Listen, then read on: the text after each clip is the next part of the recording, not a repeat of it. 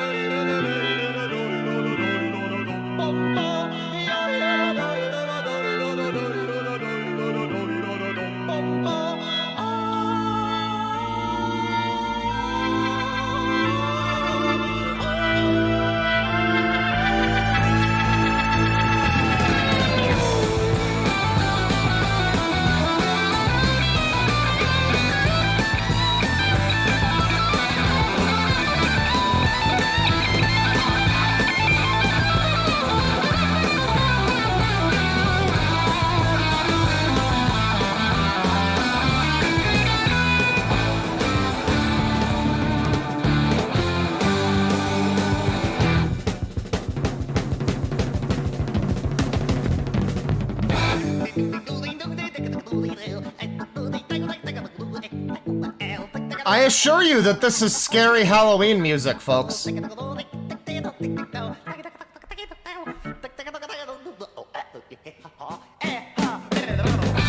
he's having a great time.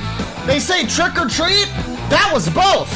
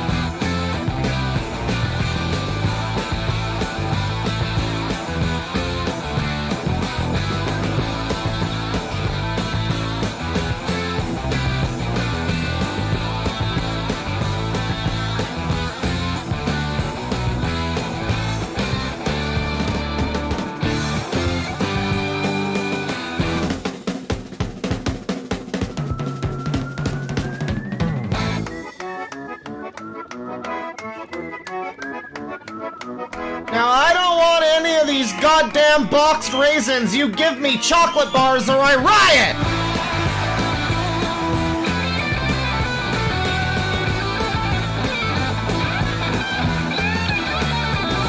If anyone is going trick-or-treating this year and you are getting, like, a fucking, like some vegan crap for your treat, you toilet paper that house. Fuck them. Fuck them.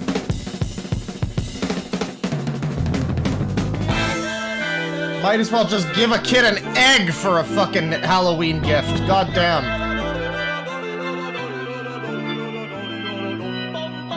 Now, do you remember when dentists would put, like, would give you, like, a toothbrush? That's, like, the ultimate fuck you Halloween gift, really. That or the raisins.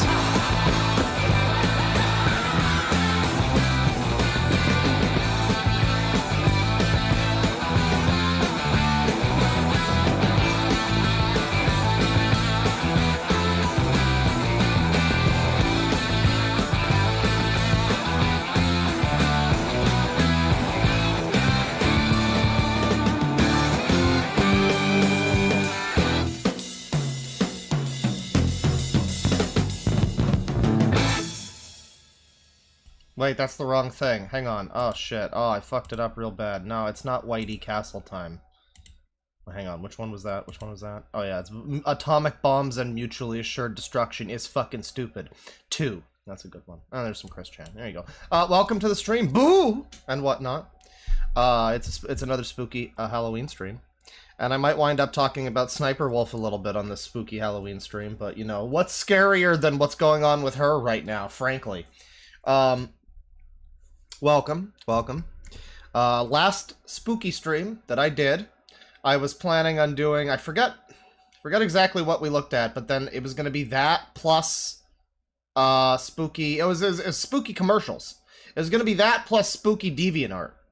But, I was getting tired, and, I was like, you know what, we'll shelve this, we'll table this for another time when I'm fighting fit. And I'm ready to, you know, see all of the horrors in front of us, and that would be today. Welcome. We're gonna be doing some spooky deviant art, looking up some SCP fan art and like creepypasta fan art. So all your Jeff the Killers, your Smile Dogs, your fuck, what's his name? Oh God, I forget his name. The fucking kid from Ben Drowned. We could find Ben Drowned fan art, and I'm sure it's all gonna be just great. Now, as somebody who I remember when SCP was back in my day when the game was the game. I remember SCP was fairly new-ish, and I read some of their stuff, and it was really interesting at the time, back in like 2010 or something. Because I hadn't read anything else that was kind of, it was written in an interesting way, you know, talking about SCPs in particular. I'm assuming we'll be, because that's the thumbnail, I'm assuming we'll be looking at some SCP stuff tonight. We might even do some, so I say plus more, we might do some, like, I don't know, you know, creepypastas obviously exist, but I'm thinking, I was suggested to do creepypasta fan fiction, and that's just a concept that's so dumb that I think that might, because it's not creepypasta, but it's specifically fan fiction of creepypasta. I think that might be a good option. But you know, in that vein, yeah, SCP stuff. I remember that was cool back in the day, and then it just became the fucking hottest shit in the world, and I don't know. I don't know since then. I guess it's just that Undertale thing of, yeah, it's kind of cool, but man, I wish people would shut up about it. It's like, man, same with a lot of things that I like. Oh man, Persona is cool. I just wish that one YouTuber would stop using music from it. Yeah, you know, JoJo memes and all that. Cool thing, but God, some of the people are obnoxious. Yeah. SCP can tend to be that way. I know that they also started going down a super cool path of inclusivity in SCPs, which is great, which is really great. I'm glad that all peoples can feel included and part of the conversation. when we're talking about horrible monsters and weird aberrations.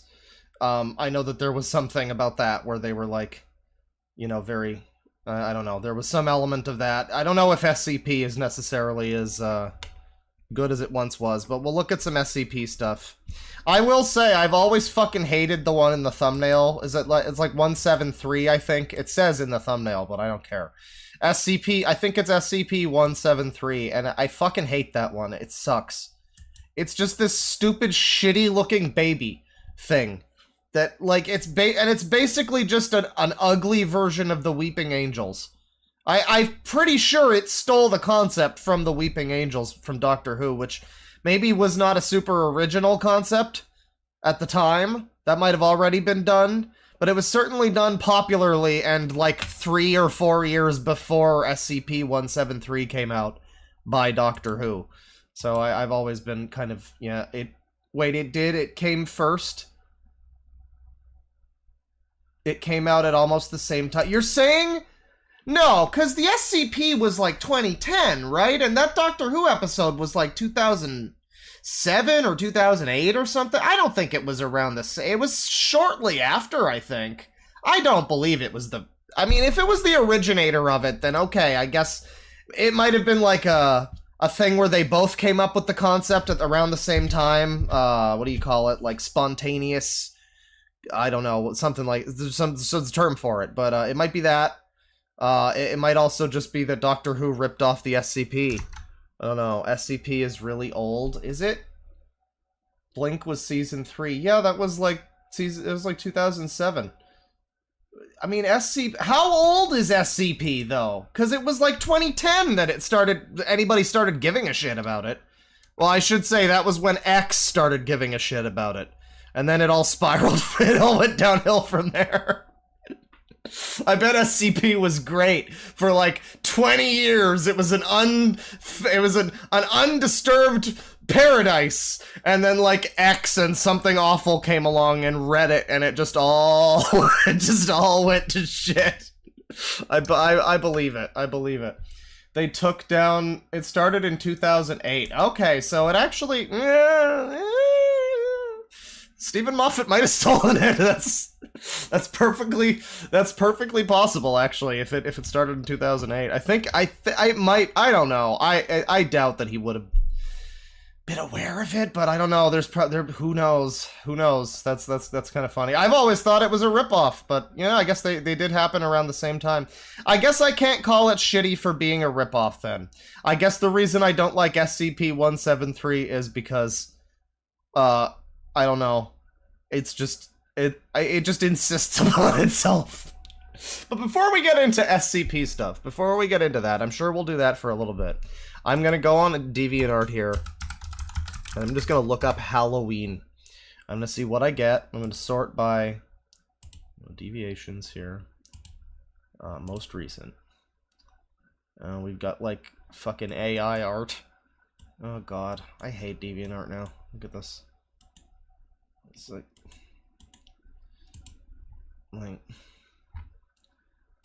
cool. Wow. Funny Halloween 3 over here. And as you can see clearly, it was made by AI. And it says as such in the description. But I don't know. I don't know.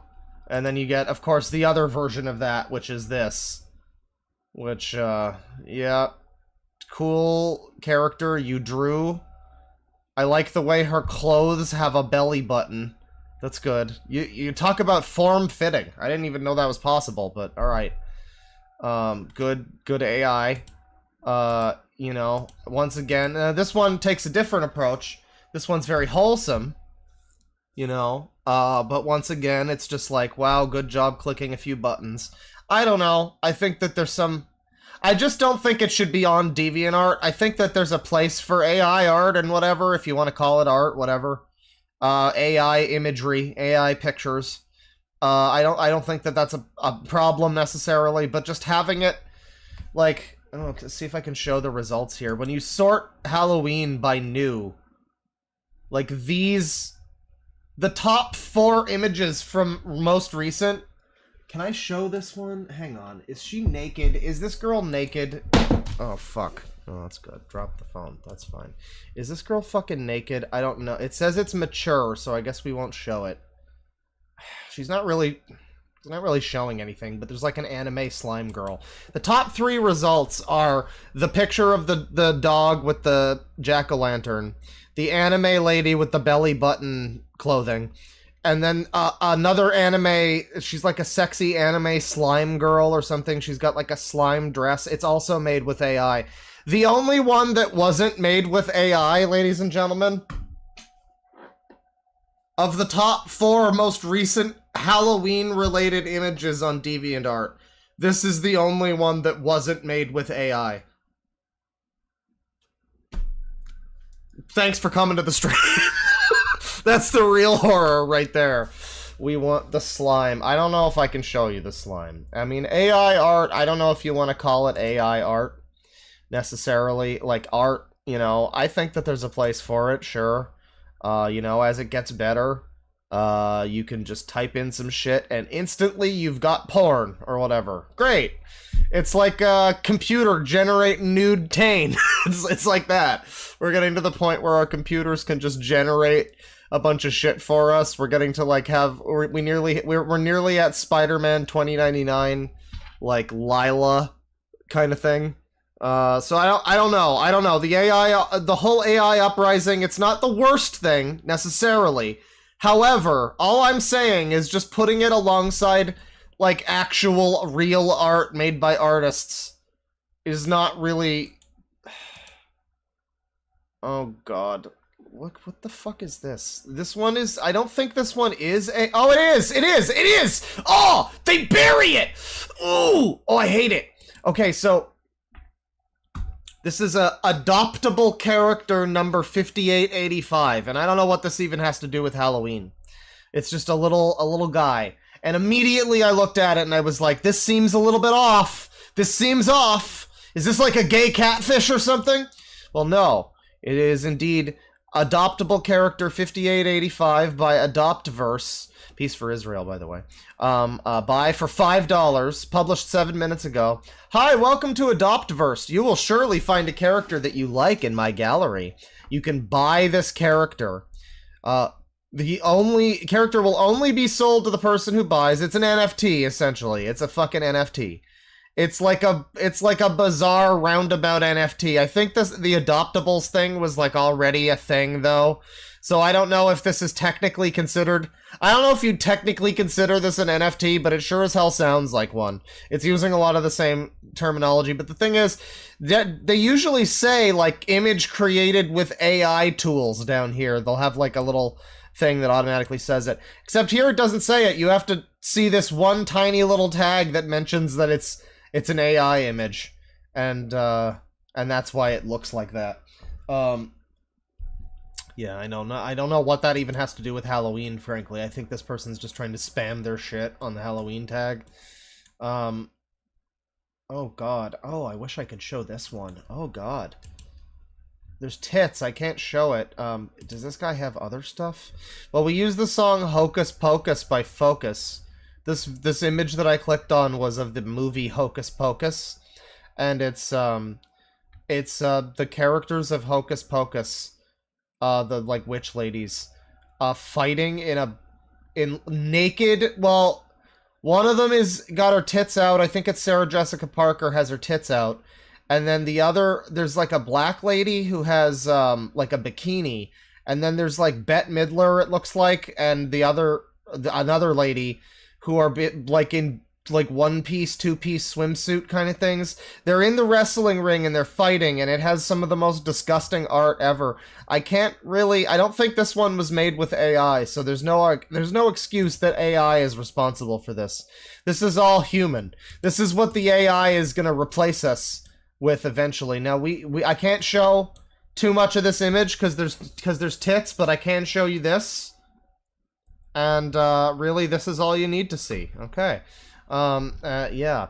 That's from the movie Hocus Pocus. Haven't seen that movie, but I noticed that before I clicked off. The artist mostly does porn, so I can't really show too much more of that. Yeah, there's more of these adoptables. There is like a what the fuck is this? Image created with AI to oh god. Oh no. Oh no. It's Quebblecop's AI boyfriend, everybody. Now, I don't know if I can show this. Technically, I think I can. It's a guy and it is AI, so it's really just a conglomeration of random pixels in the preposterous assumption of human form. But this is called Muscle Hell Halloween because there's a jack-o'-lantern, and it's just an careful. It's just an AI video of this guy with these giant pecs and this face. And you know, this is what Quebblecop looks like now after his AI uprising, frankly. And that's fine. That's male pecs. That's AI male pecs. It's fine. It looks a little sus, but it's fine. Now, more importantly here, Blaze dressing up as Momo Yaoyorozu. I don't really know what this has to do with Halloween. I guess this is Blaze's costume. She got a little bit of a blazy eye here, it looks like. But I guess her whole face is kind of weirdly slanted at an angle. You can see her eyebrow is lower. Blaze had a stroke. Unfortunately, I believe Blaze, she ain't blazing quite so fast anymore, but she's looking good in the costume. Trick or treat. More of this fucking adoptable little guy. This person's really spamming their thing. It has nothing to do with Halloween. What's this?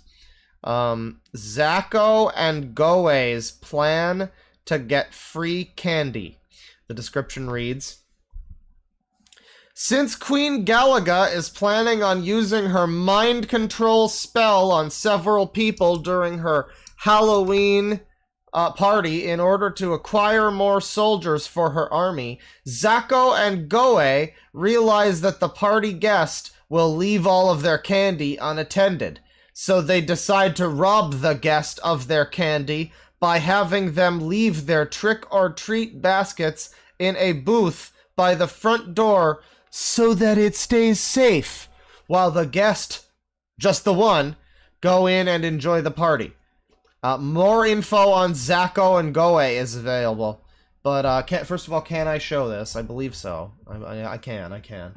It's just this image, and I do like the art style. Kind of reminds me of old Sprite comics from like 2006. A Halloween party at Queen Galaga's palace. Setting up this booth outside Mom's Halloween party is the best idea we've ever had. Indeed, we're going to rob so many people of their Halloween candy during this party.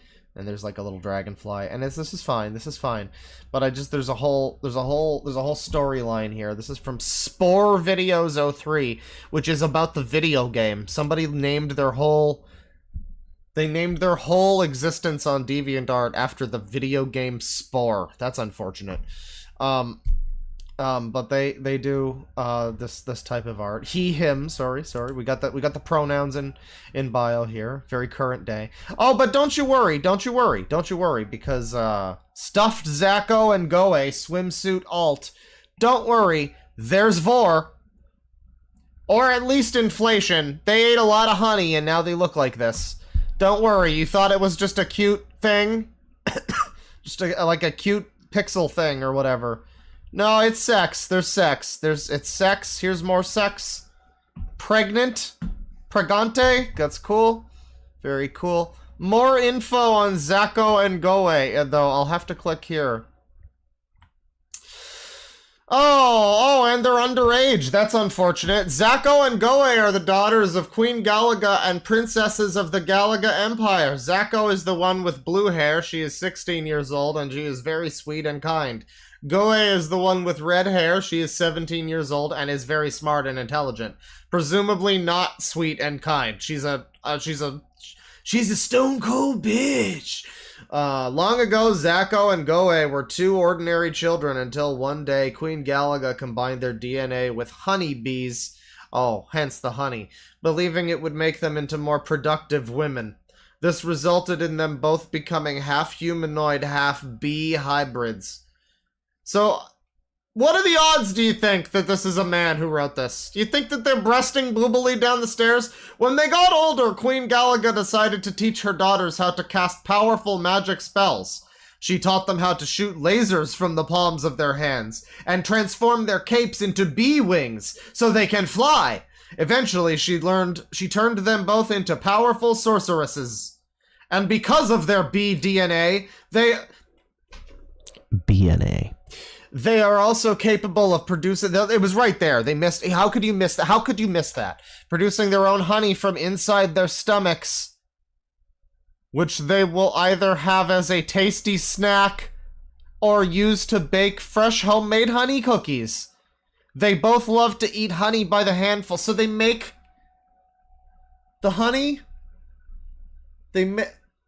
Okay, well, I guess they're like bees. Yeah, I guess. Do bees eat honey?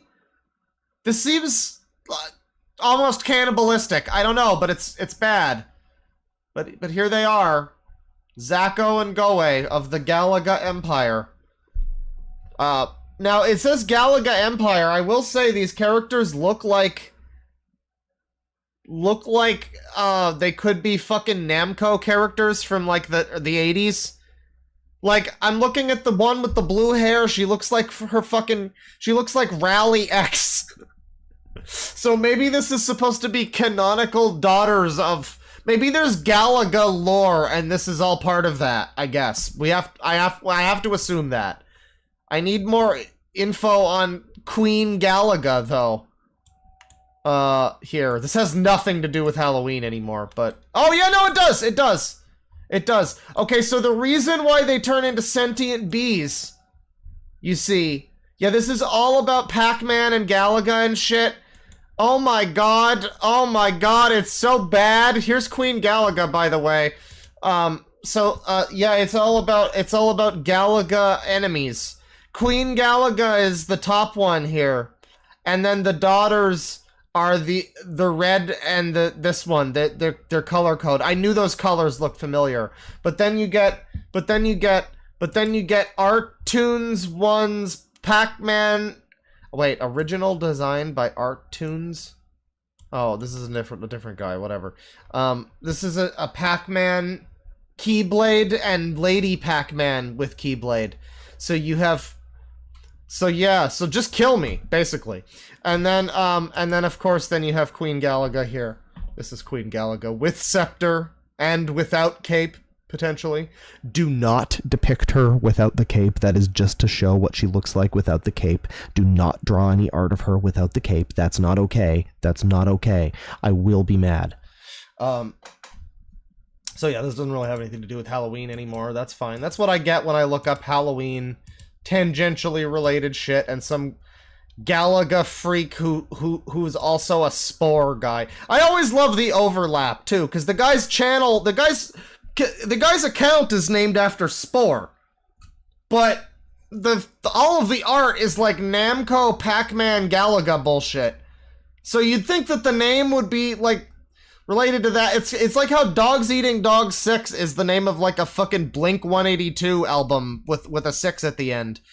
And as far as we have to just assume that Dogs Eating Dogs 6 therefore is a big Blink 182 fan. Or Sum 41, one of those terrible bands. We have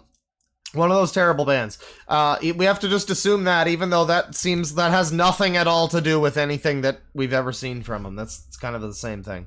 But that's some Halloween stuff. Let me look up SCP here. We might do suggestions or whatever too. Mandela Effect Rose Chew. It's Blink 182, that terrible band, yes. Mentioning Blink 182 while you have 182,000 subs. There you go. Sum 41 always sucked. Yeah, a little bit. I don't know. Let's watch Confinement. Well, we're doing DeviantArt stuff for now. I'm probably gonna do another, like, spooky videos, ARG type thing sometime soon. In fact, leading up to Halloween, I may eventually abandon the pretense of doing one spooky, one non-spooky stream. Unlike the last couple days of the month, I might be like, yeah, let's just do like 3 or 4 spooky streams and, you know, get that all out of the way. Get it all out of our systems and then, you know, until next year kind of thing. Maybe, but we'll see. So, if I look up just SCP... you know, you get some cool stuff, some interesting stuff.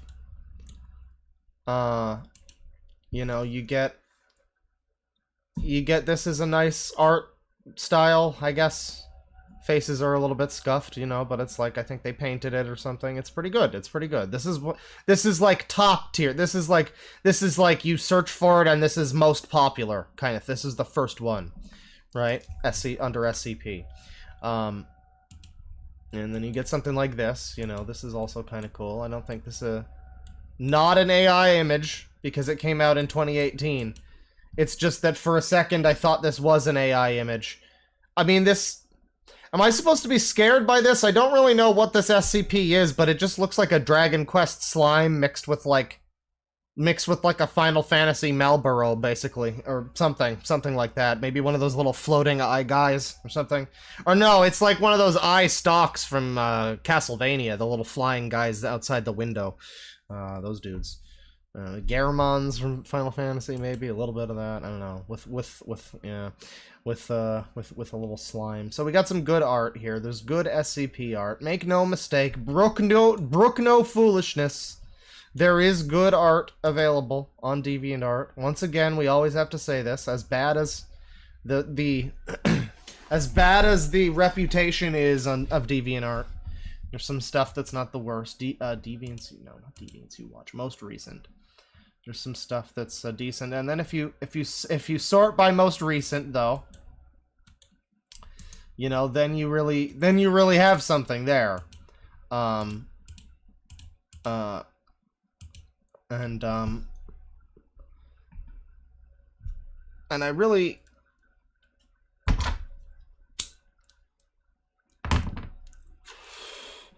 really hope that whoever made this is you know, is like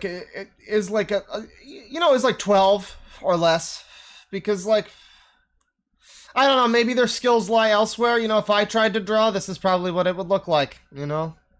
This is probably what it would look like. So maybe, you know, maybe this guy's like a great no, not a great painter. Maybe he's a really good sculptor. I don't know. But then we also have this one here. And I mean, this just looks like a D&D character or something. Is this supposed to be an SCP? This is, well, no, it's not even a D&D character. Object name, I need a hero. Is okay. I don't know if these are supposed to be real SCPs. This is like a fucking strange version of like Electro from Spider-Man, because he's the same, he's yellow and green, and he's got like some kind of light powers or something. I don't know. This is an SCP. He's a Euclid. We got a whole fucking, there's a cool little thing up here, and then there's this one, which they got the name here in, oh, they got the number in Japanese too. That's really great. How to draw anime. I like how her eyes have smaller eyes inside of them.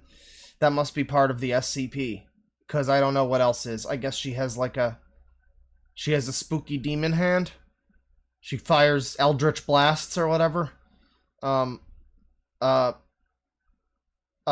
She's I have no idea how to read this fucking chart thing. There's like a lock on each of these. Safe. This one's like a yellow. I don't know what this fucking means. I don't know. These people are too far deep into the fucking SCP thing. And that's not an invitation for chat members to explain it, because I will not care, and it will probably just make me question things further. And then that'll lead to nowhere good. That's from NecroArt XND 300. Made those last ones there. And we got some other cool stuff like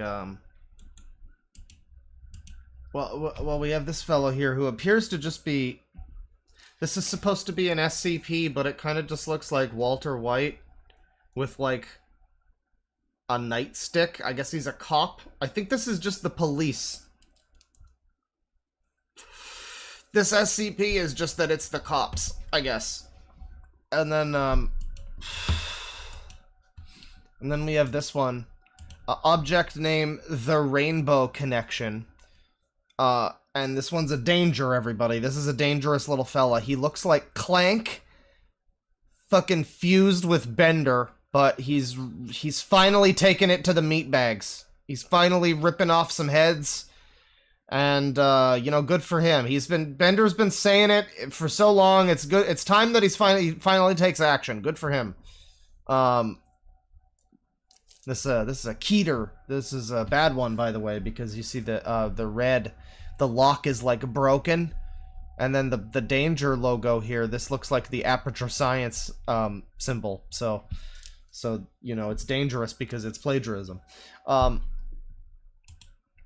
Yeah, this person makes custom SCPs. I mean, these are all great. I'm just gonna keep going through them. Just a few more.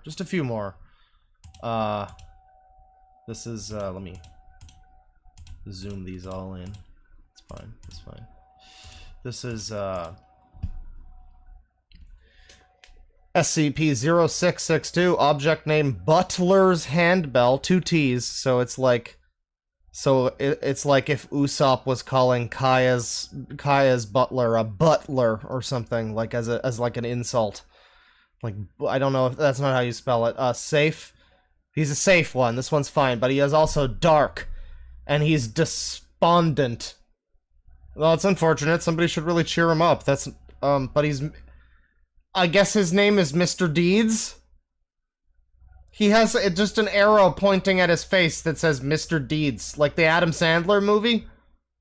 Like, okay, well, he gets a bell, and I guess if you ring the bell, this guy shows up, and he gets you. Oh, I think that says dependent. Yeah, that says dependent. Task dependent. I don't know what that means, though, so I don't know what that's in reference to. I think this just means that if you ring this bell, he shows up and gives you fucking a glass of orange juice or something, which is great. There's probably a description for him, actually. No, not really. Actually, not so much. Okay. Well, we've got Mr. Red Ice over here. 0009. He's a critical danger, I guess. And this guy just looks like this is a great reaction image for whenever you see something really bad. Whenever you see something really bad, like, you know, the last stream that we did with that guy who was like, rape, it's what's okay, or whatever, the fucking, the sex offender rights guy, please don't bully sex offenders, that guy. Yeah, this is the reaction you give to that, or, you know, foot stimulation guy or whatever.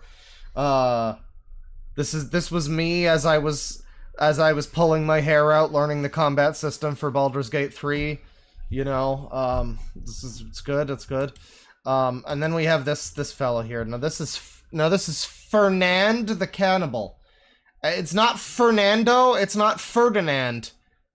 It's Fernand it's two names, by the way. Fernand. That's his full name. It's like a Star Wars character. Fernand. His best friend is Clue Jazz, the Cannibal, and he's a danger. Obviously, one would assume. He doesn't look very friendly. He does not look very friendly. He skipped leg day, but he has what you'd call a barrel chest. You know, barrel chest. He kind of looks like one of those action figures that would have like super powered arms. Like, these arms would have, like, action power, and you would pull a lever on the back, and they would smash up and down, or whatever. Like, the arms look especially big. You know, he's a cannibal.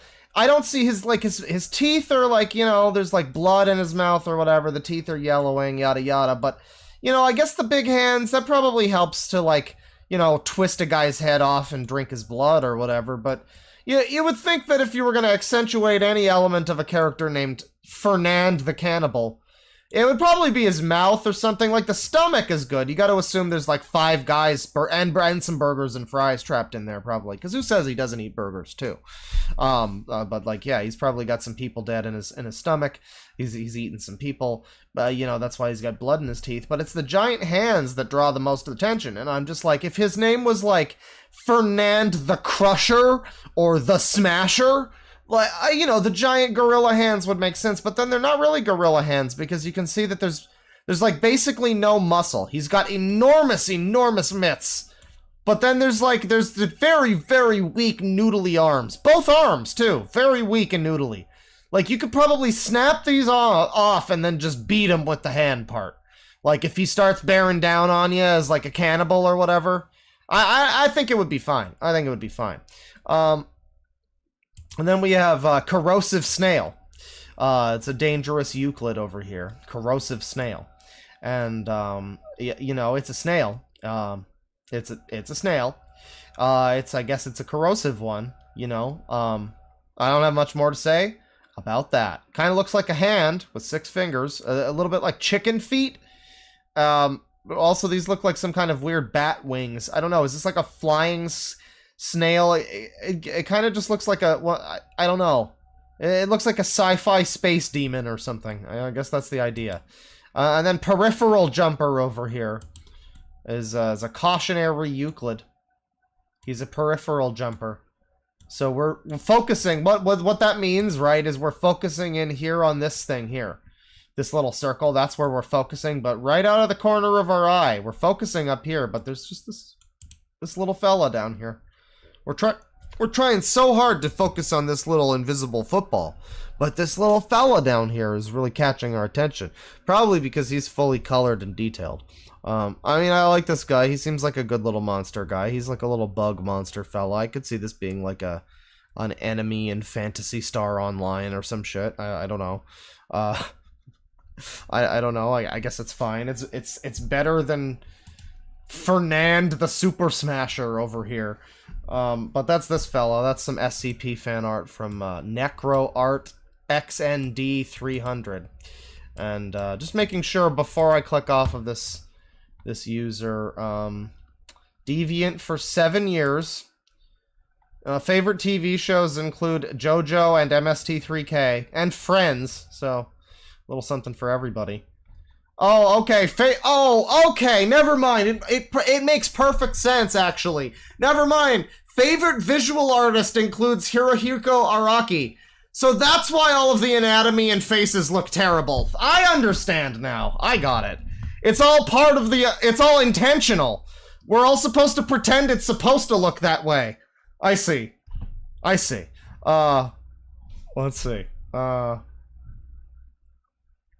Oh, good. More AI art. You know, you look up SCP. What the fuck is this? Oh, amazing. This is amazing. Okay, so... There's this image. This is a super cool AI image.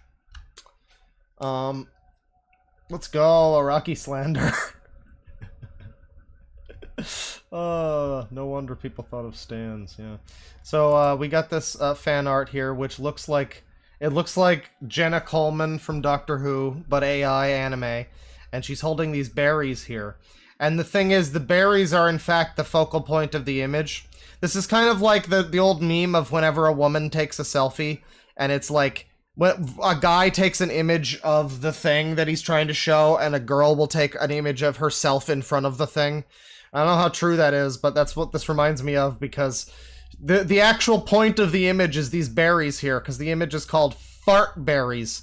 SCP-4032 Fart Berries.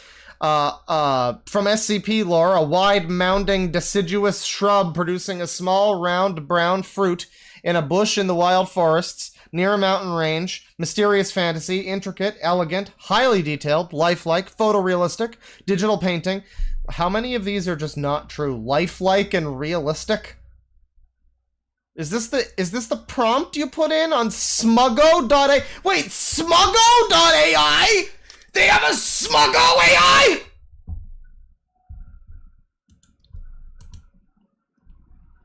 No. Show me.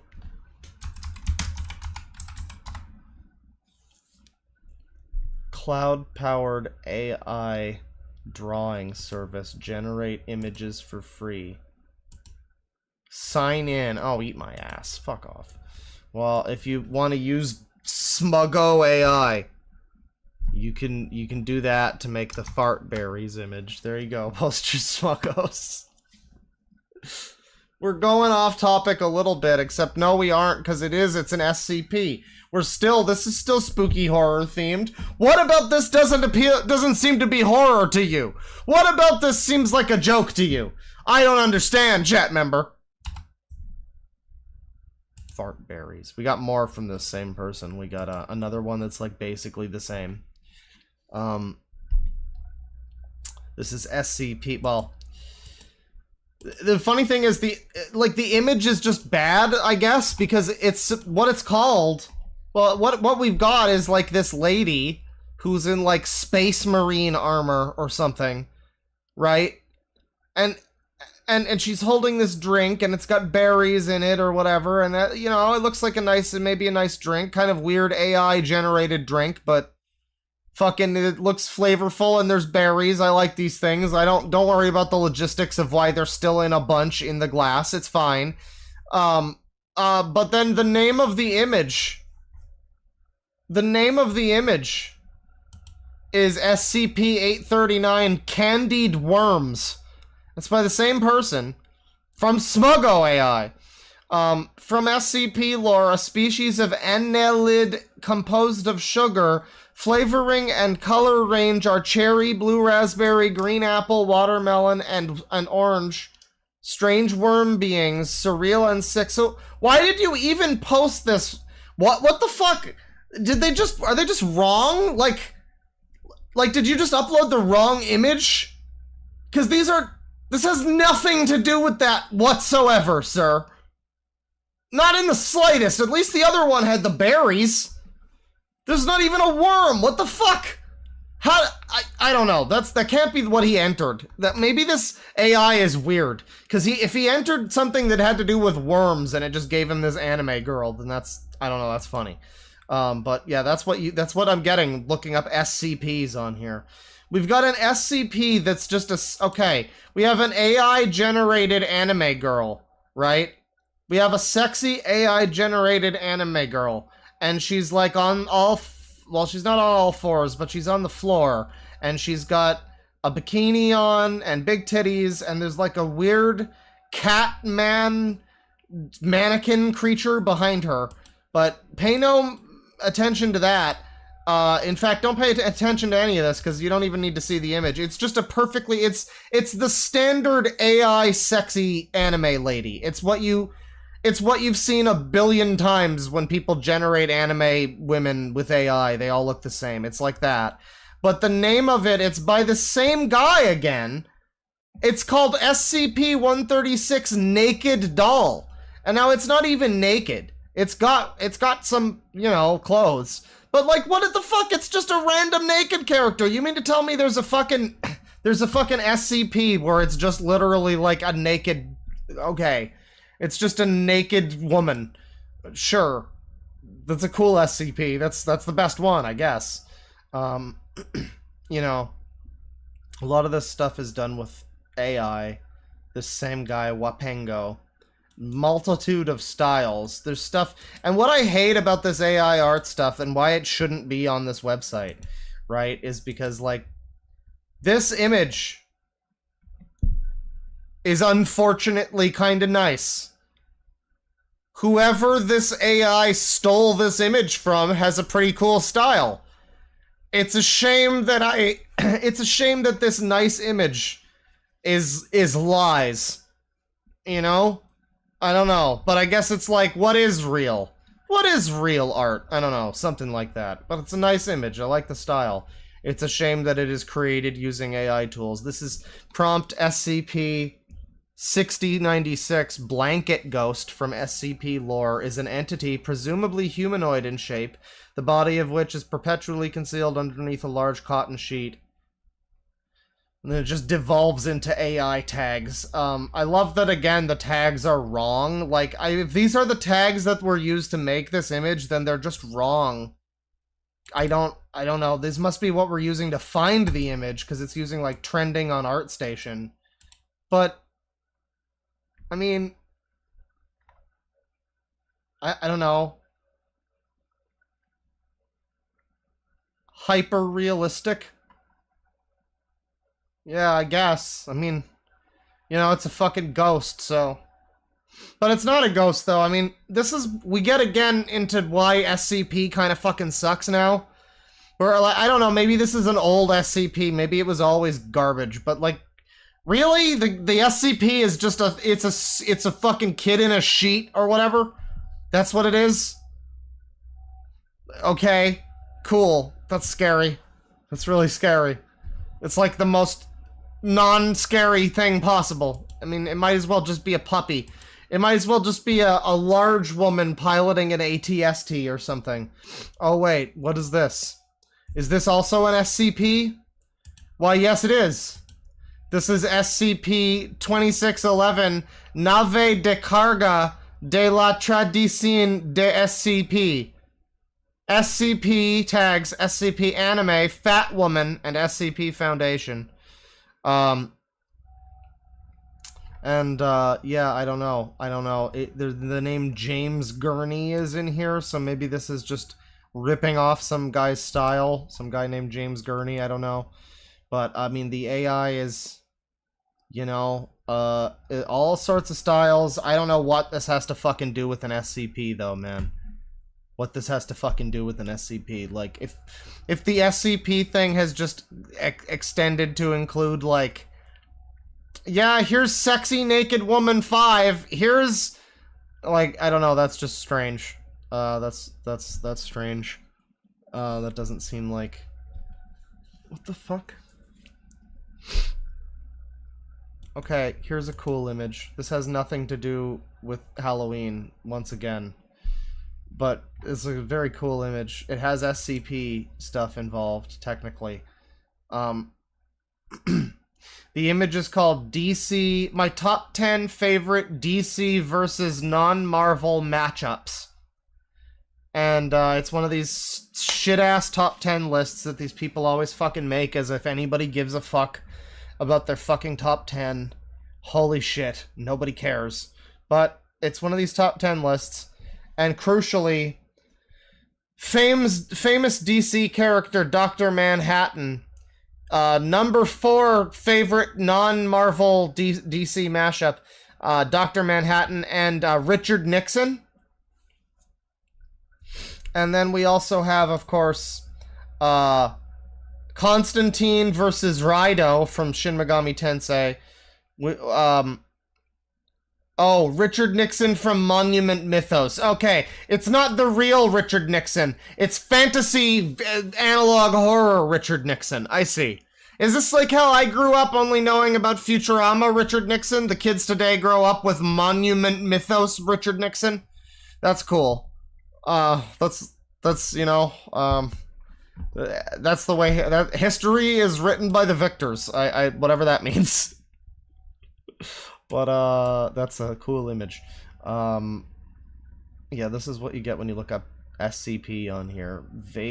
Most of this stuff isn't even horror related. You get some things like this. Fret not that this is all made by AI. Don't worry, it's not all made by AI. A lot of the stuff that we're looking at tonight will be made by humans, like this. Really good art.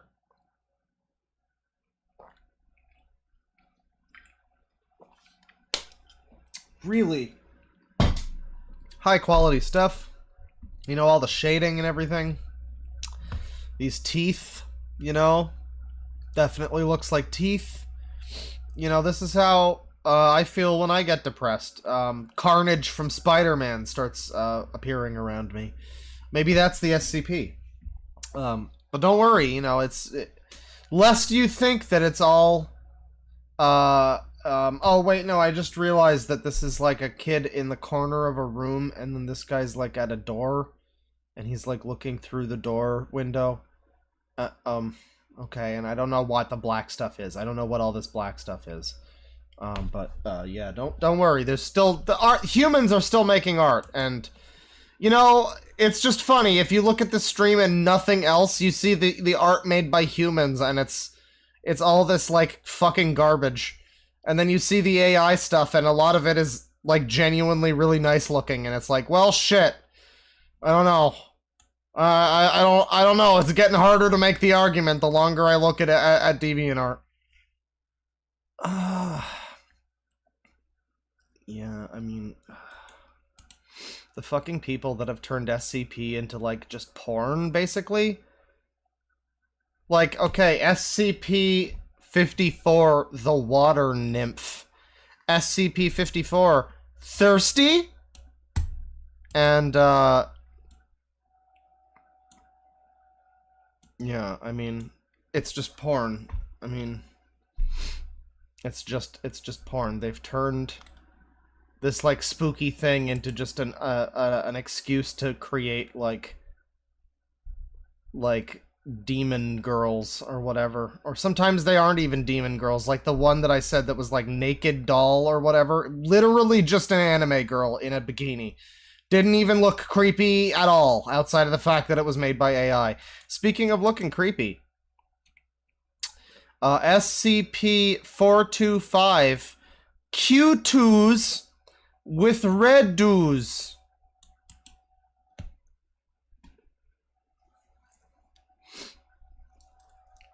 I would assume that this,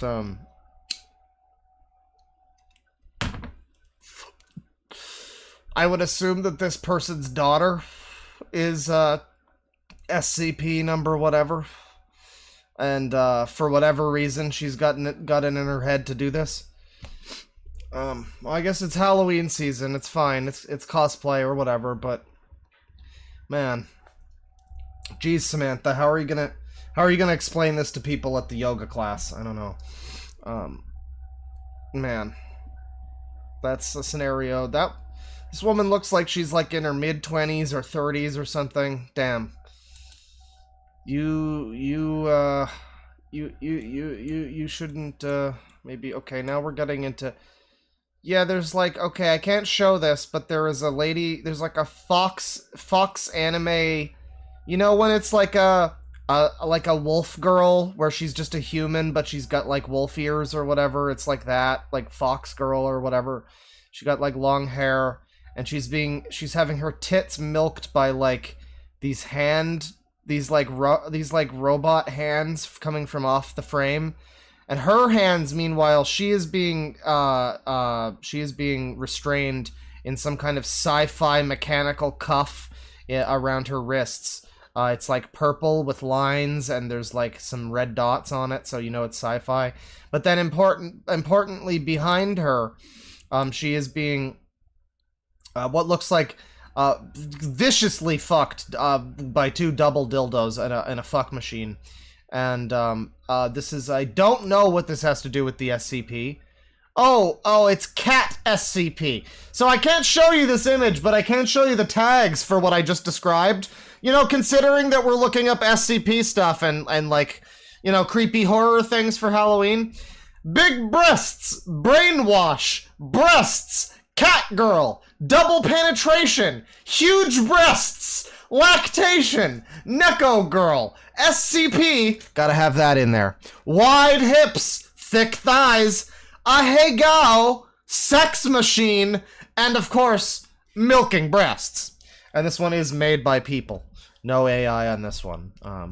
But you know, it's just great. That's definitely what I'm looking for with my SCP. And there's so much more just right near this on the search. There's basically what appears to be... What is this fucking creature? What is this creature? Okay, it doesn't say which SCP this is. So it doesn't say what it is, right? And I can't show it. There's tits, but what it is... It's like, it looks like a werewolf furry type of character. Like she's brown, she's got like furry ears, tail, fur all over, and she's got like a big vor belly. She's talking about transforming someone into fat in the vor belly. Her face is like a skull with like lights in the eye sockets. And it's kind of it's like a dog skull, canine sort of skull. And yes, this is not, it's not said what, oh, I can't even show the icon of this one, sadly. It's not shown what the, yeah, I can't show anything on this page right now, damn. Well, it's not said what the SCP is, which is this, like, werewolf fox lady or whatever. werewolf lady with like a skull face, whatever, skull face. It's not said which SCP this is, but the tags, don't worry, because the tags are big ass, big boobs, big booty, big breasts, big butt, vor, expansion, inflation, all one word. And yeah, I guess at this point it doesn't even fucking matter. Like, it doesn't even really matter what SCP it is. You're just here to jerk off. It's amazing. I remember when this thing was supposed to be for fucking scares and spooks and scary stuff, and now it's just porn? The SCP Foundation is just like an excuse a lot of people use to jerk off, it seems. Like, yeah, check out my new SCP. She's my has-been hotel sex OC. Check her out. Here's a cool SCP here. Now this one's not like the others. This is a real monster. And this one's not terrible. It doesn't appear to have been made with AI. At least if it was, they aren't saying so. But it's an interesting design. I don't hate this one. Interesting. Real proper monster. It's got like a kind of a human face a little bit with the nose and the teeth, and then it turns into this like kind of alien, whatever they're called again. Those guys. It turns into that. The problem that I have with it is that it's reminding me of 1998 Godzilla really a lot. It's reminding me of that a lot. And the reason I clicked on it and noticed it to begin with, I did not notice the cool details. I noticed that by shape and like first glance, it looks a lot like Zilla. So, not maybe the best. Not necessarily the best first impression, but the actual art is good. I like that one. That's by Afialtis.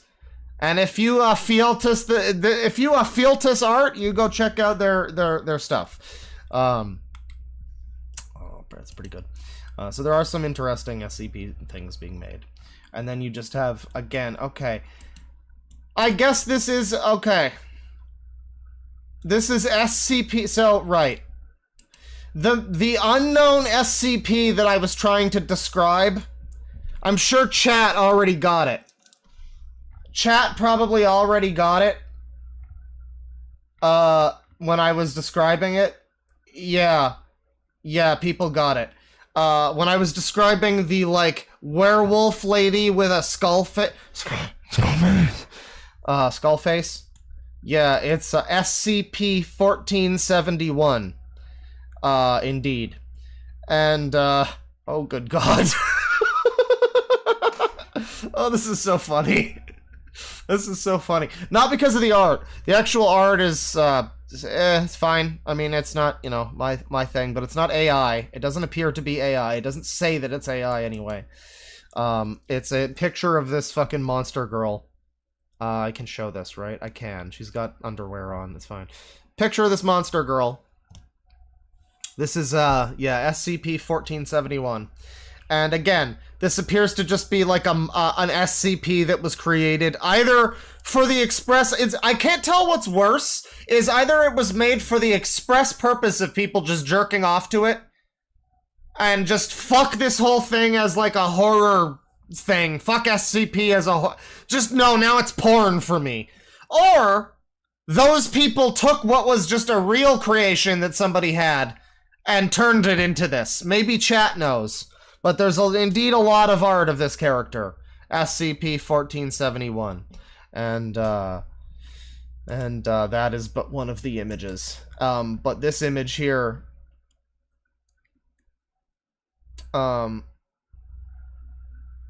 this image here... Oh yeah, the reason why that was so funny... Well, now I'm confused. The reason why I was laughing for a bit there was because... I saw this. Are you feeling lonely? The Mallow app might have just what you're looking for. Which, for one thing, just makes me think of Mallow from Twilight Princess. That shitty little baby with the horrible face. I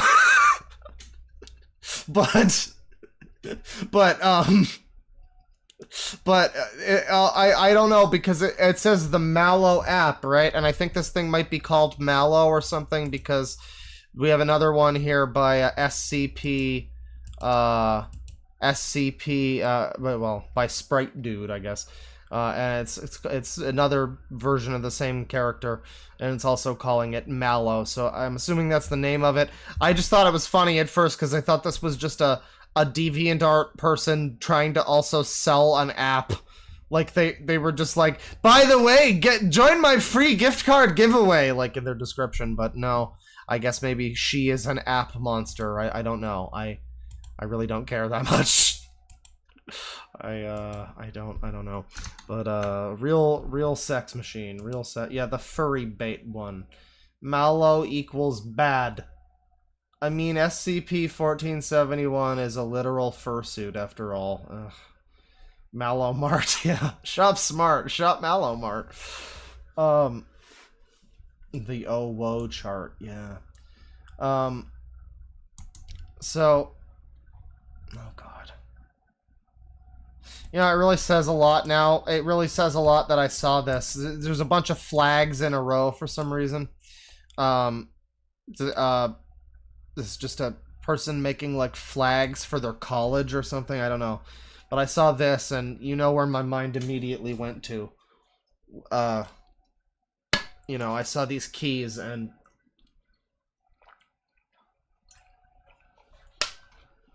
I mean, the funny thing is, as far as we know, the key blades are not even really blades. Like, I look at these keys, and they just look like keys, but like, the key, you know, old-timey keys or whatever, but, like, the key blades, there's nothing really actually all that sharp about them. If you've ever stopped to consider the logistics of a keyblade, I would assume that it would kill.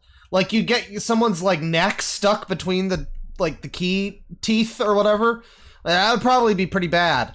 But it doesn't appear to be sharpened in any way. Like, if you sharpen these keys, these parts at the end, that just becomes like a giant, like, razor axe. That's actually a very cool weapon. But it's not. It's more of like a weird, strange, blunt instrument if you ever look at them in the game. It's just like, there's no edge to it. You just beat people with the edge of this fucking key. I don't know. Now I'm going off about keyblades. But anyways, that's neither here nor there to Halloween, frankly. But there sure are a lot of flags being posted. Oh, this is good, everybody. You know, everybody. This is Wolfheart 5T76Y6H. This is their own SCP. Oh my god, is this legit? Oh my... This has to be a joke, right? Oh my god. Oh, this has to be a joke. Oh, good god, please. SCP-3452. The special one. And the reason why it's a joke, I assume, is because look at the description about the special one. Look at how long. SCP-3452, aka the Special One, is a very special case of SCP. She was an average girl who loved life and cared about others. She gained other special abilities to grow plants and turned into animals. Another unique gift she had was that she could heal the sick and injured, and even bring those who died from tragic accidents too young back to life, and they could only die if they're in a really bad accident or die from old age or medical illness. Her parents really loved her and saw her magic as her gift. Her grandmother and aunt wanted her to be sold off, or at least so they could get money, but luckily her parents weren't idiots and forbade that from happening. But ultimately, unfortunately, when the young girl turned 11, she was kidnapped by her grandmother and aunt and sold off to Herman Fuller's Circus of the Disquieting. Oh, okay. The Circus of the Disquieting. Okay, we're getting into a whole... This is a novel. This is just the story of a novel now. At the circus, she was mistreated and hurt by the heartless ringmaster and felt like she was truly alone. However, things weren't all that bad when she got along with Icky the Clown, as well as Motormouth, Elephant Man, and Manny, the four of them helping her. Is this from something? What the fuck is this? Is this just all original? Why does this need to be an SCP? Can't you just make this an original story? Why are you so afraid of making this just be an original thing? Unless these are all also stolen from stuff. Motormouth and Elephant Man. I don't know. Are those all real things? No. And Manny. Don't forget Manny. Yeah. The Elephant Man was real. Yeah, it sounds a little bit like Midori. I watched that movie. It was, it's a mix of that and, like, Mirror Mask or something. It's like, but in reverse. It's, given special containment area, proper bedding, toys, and bathroom and medical facilities were given to her. Anything she will request as long...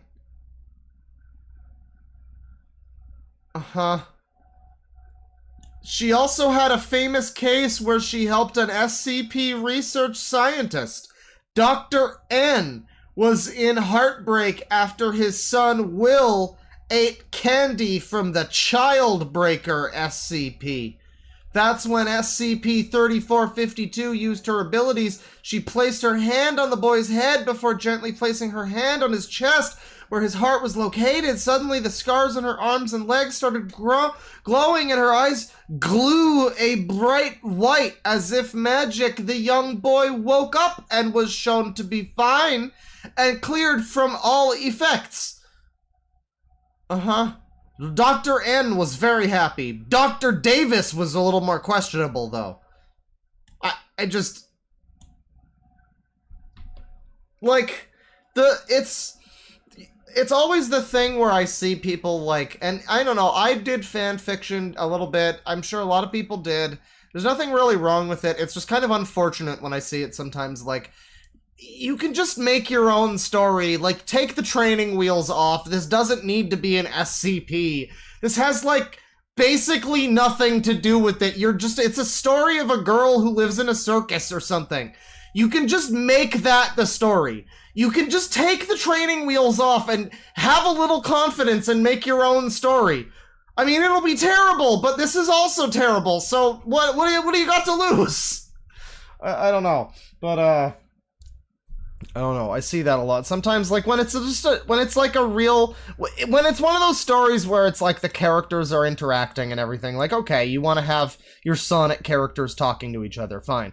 But when it's one where it's just a full-on original character and all of this stuff, and it's just, like, kind of loosely, and you see this a lot, where it'll be, like, kind of loosely in the world of this or that thing, and I'm like, just make your own thing. It's like just a little bit more difficult for you, and it would be so much more rewarding for you to just make your own world for this to be set in, rather than whatever this is. But you have this over here, and I do not know what's happening here. Well, I guess I do. This is, oh, we got a whole fucking thing here. Jesus Christ. Holy shit. What the fuck?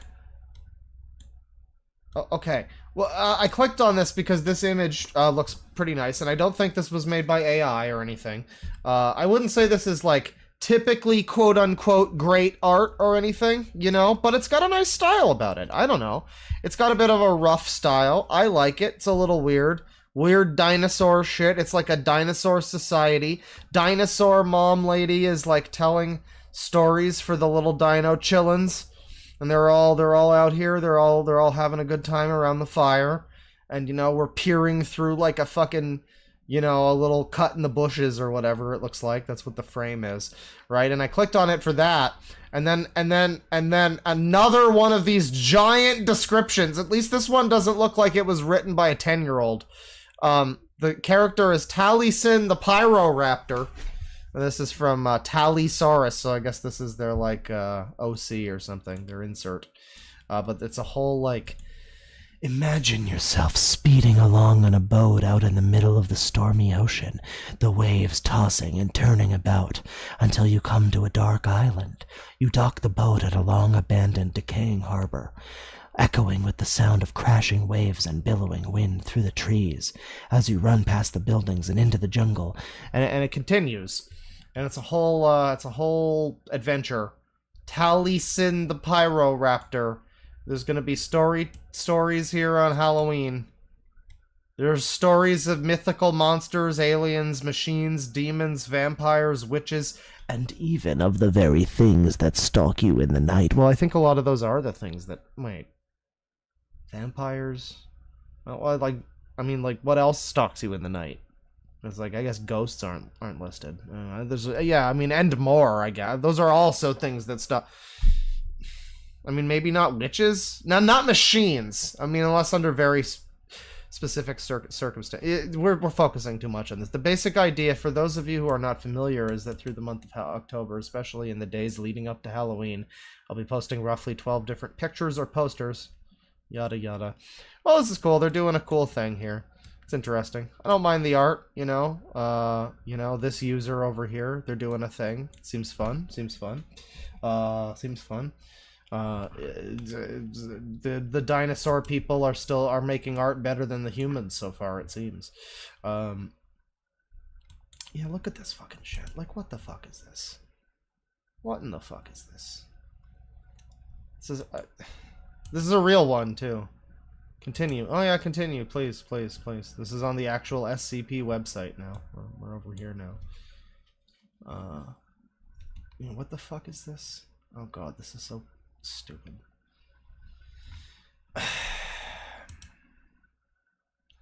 This is so fucking dumb. So, you know, I clicked on scp./wiki or scp-wiki.wiki.com/scp, and then it's this one, which I'm about to show you here. And what it took me to was this just fucking ridiculous, like, in-character website. Like, it's like a sub website of, like, I don't know, this is very confusing. It does not answer any questions and only makes this fucking more pedantic and annoying. But and it's all insert. No, you know what? I'll open the thing again. You can see how confusing it is, right? Because the reason I'm confused, right? SCP-5690, okay? And in the tags, before you even see it, in the tags, Demon, SCP, Trans, Under Vegas, Dominatrix, Incubus, Las Vegas, Transgender, SCP Foundation. So we just have this, like, again, this is your SCP, right? I'm looking at this and I'm like, your SCP monster is just a lady who's, like, she just looks like a fucking tiefling or whatever. That's your SCP, really? Are you sure you don't just want to be stepped on by this lady? But then, right? You're confused, you're curious. What is all this? Oh, SCP wiki. Yeah, take me to the adult content, that's fine. Look at this. It's like in theme, Site 666 Under Vegas. And it's inside the thing. It is a brothel located in the thing. So, like the way that this is, I hate SCP so much now. I was into this a little bit when it was like 2010 or something, but now I just read this and I'm like, can you just get to the fucking point of what this is? It tries to be all spooky with all this roundabout fucking bullshit. Like, can you just explain easily what this is? It's a brothel located in, okay, staffed by demonic entities, I guess. Sure, alright, great, cool. Ardor class whatever the fuck that means. Sure. There's all these fucking stupid disruption class. Fuck off. But it doesn't make any fucking sense, because if you're curious about whatever the fuck this character is, this trans demonatrix SCP, well, apparently that has nothing to do with anything, or maybe she just works here? I guess maybe she just works. She must be one of the Ardor class demonic entities. I guess. Oh, and it's sustained by the Tatarian resonance energy. Okay. Very cool. Very epic. I don't know. It's outlined by the covenant between the Foundation and SC. Okay. Oh, I should have known. I should have read the covenant first. God. Okay. Alright. Oh god, thank god you can't see that. We have another one of these fucking furry yiff suit ones, but with like a... There's tits and there's all sorts of stuff. Here we have a little bit of a fanfic thing. I guess. This is Conversation with a D class. Let's see. Who are you, and how can you hear my voice? Oh, you don't know. It just happens. Are you an SCP? You don't know what an SCP is? Okay, I'll fill you in. SCP followed by a number... What is this? Who... Is this like multiple people talking at once? Okay. No, I think it's just one. It's a voice in your head, I guess, is the idea. It's the SCP followed by a number is the designation of the prisoners here. Here is one of several special prisons of the SCP Foundation that secure, contain, and protect, by the way. Who runs the Foundation and who finances it is a mystery. You learn not to ask too many questions around here. The Mads get a little ticked off when you do. That's short for mad scientists. You see, and boy, are they ever. They run experiments on the SCPs. Some of those experiments would give a sadist pause. I've seen a lot of the prisoners here and in the facility I was transferred from, and can tell you that some of them deserve it. The funny thing is, there are some SCPs who volunteered to live here because they know how dangerous they are, and don't really want to hurt anybody, or because they're afraid someone will exploit them. Really? Would they do that? Really? They're gonna voluntarily check themselves into the... that doesn't sound like... I mean, maybe some, I guess. That sounds unlikely. I feel like a lot of characters would not want to do that.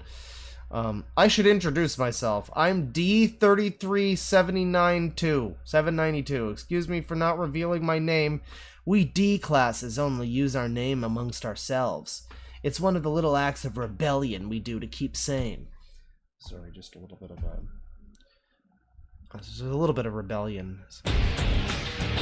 I don't know what the D means. One of us decided long ago that it means disposable because we are. Any dirty job, any risky experiment, it's send in a D class. That one melted, get another.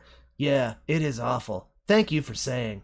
We, the disposables, are the scum of society. The dregs. So it's this whole fucking, like... thing. My name is... Hello? Well, maybe next time. I hope there is a next time. Good God. I don't know, man. It's like I don't know. Is it even trying to be scary anymore? It's hard to just view any of this as scary at all in the slightest when you know that it's all just like 12-year-olds making this and they really just all think that this is like the spookiest thing ever. So that's some SCP stuff, and that's fine. Now, of course, we turn our attentions to,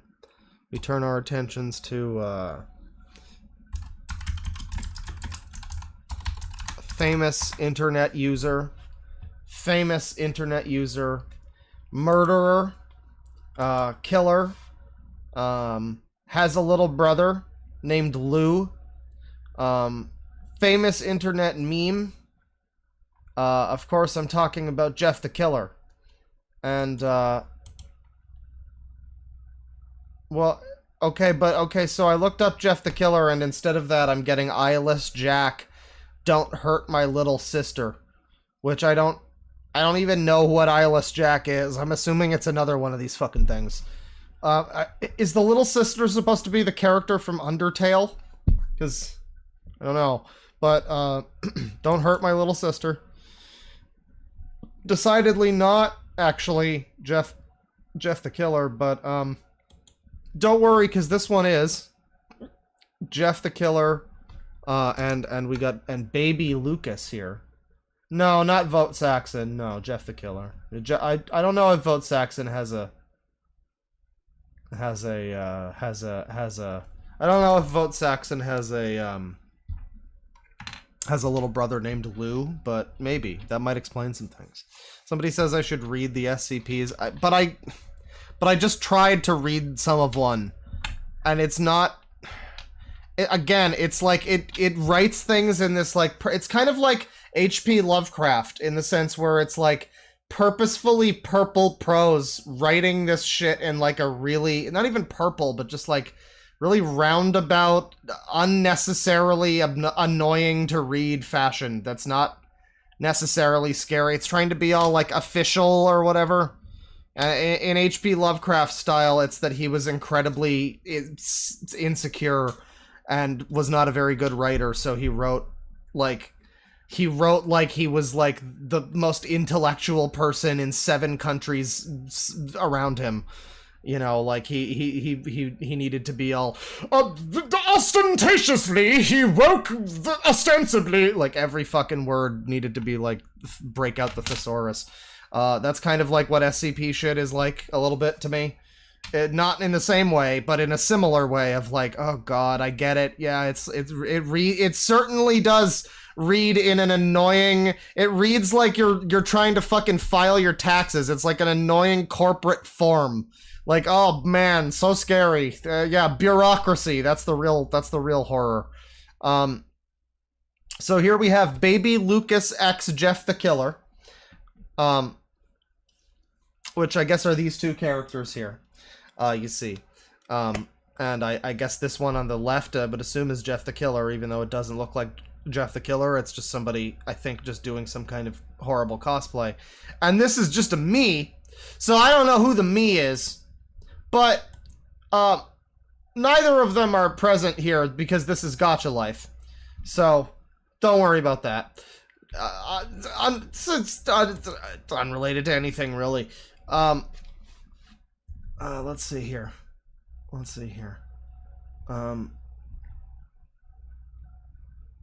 Okay, we have, oh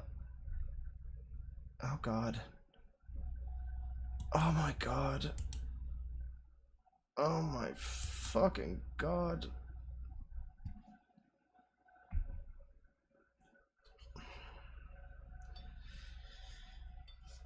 You know what? The AI should take over.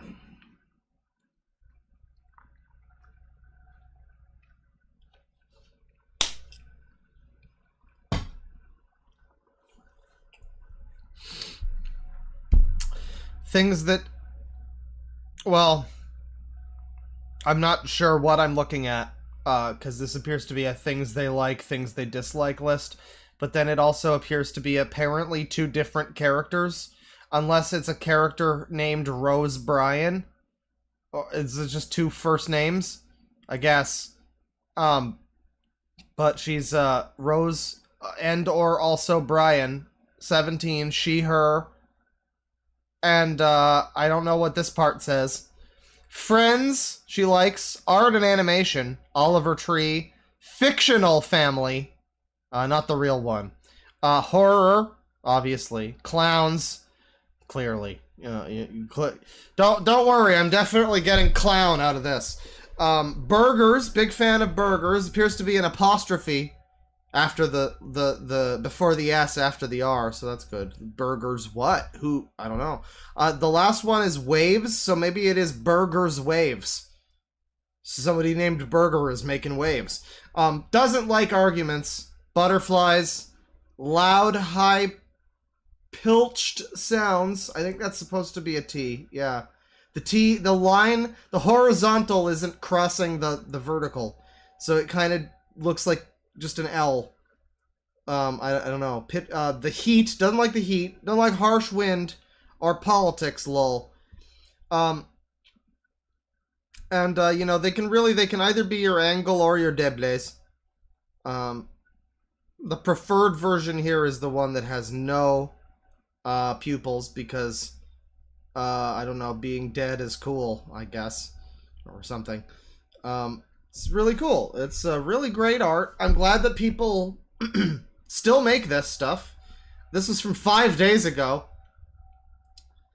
And, you know, when people say, like, oh, but it's just a kid or whatever, I'm like, well, you know, they're 17. Let's not, you know, I mean, yes, underage, but, you know, pretty close to being a grown adult who can vote and things is all I'm saying.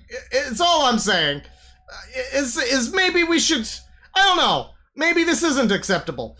I don't know, this kind of shit that you would see in like 2008. It's like, have we really just not at all, nobody, like, can't the parents teach their kids not to be like this on the internet? The parents who were like this 15 years ago, who now have children, can't just sit their kids down and be like, yeah, sweetheart, don't make your original the character on DeviantArt. Nobody needs that. I know you're expressing yourself. Fucking do something else. Not this. I just, not this. I don't know. I don't know. Let's see. Yeah, so much of this is, like, just awful. I mean, like, when I look up Jeff the Killer, it's stuff that's, like... I mean, here's a little... We'll do a little... Here's some of the stuff I'm seeing. Just a little speed round. Because I can't really easily show all the stuff. So we got this one. Very scary. Very scary. You know, once again, who says that AI... who says that AI art can replace humans? You know, when humans can put out something like this. You know, AI art has gotten really far, has made real good strides in the field of, like, replicating, like, good art. And, you know, all of that. But AI... Nobody's been training AI art to make shit like this. You know? Nobody's been training an AI model on Sonichu. And when that happens, we're all fucked. Jeff the Killer versus Burden. And we got some good 3D art here. It's very special. It's very special.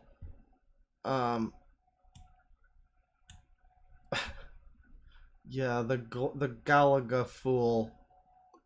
Full adult, yes. Somebody says they're not gonna bother voting. That's true, they hate politics, lol. I guess that's good. You wouldn't want a person like that to be into politics, actually. That's for the best. You wouldn't want that person with their OC character to be making politics tweets. That's not necessary. Then you get stuff like this. If Nick Stahl played Jeff the Killer in the 2000s. So DeviantArt is a great website because, you know, the name suggests that it'll be art, right? But not, you know, even beyond, like, haha, this image is bad, therefore it's not art. Like, a lot of the stuff on here is just straight up not art. Like, this is like a meme. And then this one here, Halloween 2023, The Spaceland Slasher by Heavy the Boss. It's the boss. With a Nostalgia Critic picture. And yeah, this is another famous thing on DeviantArt, is just these frankly nonsensical, like, top 10 tier list things that they all do, or like the art memes where it's just like, put a bunch of shit that you like into these boxes and it does nothing for anybody, but I guess it helps people to know what type of person you are based exclusively on your media interests, which in and of itself says a lot about you.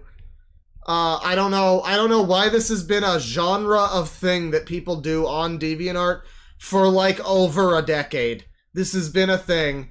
Just I don't know what this does for people.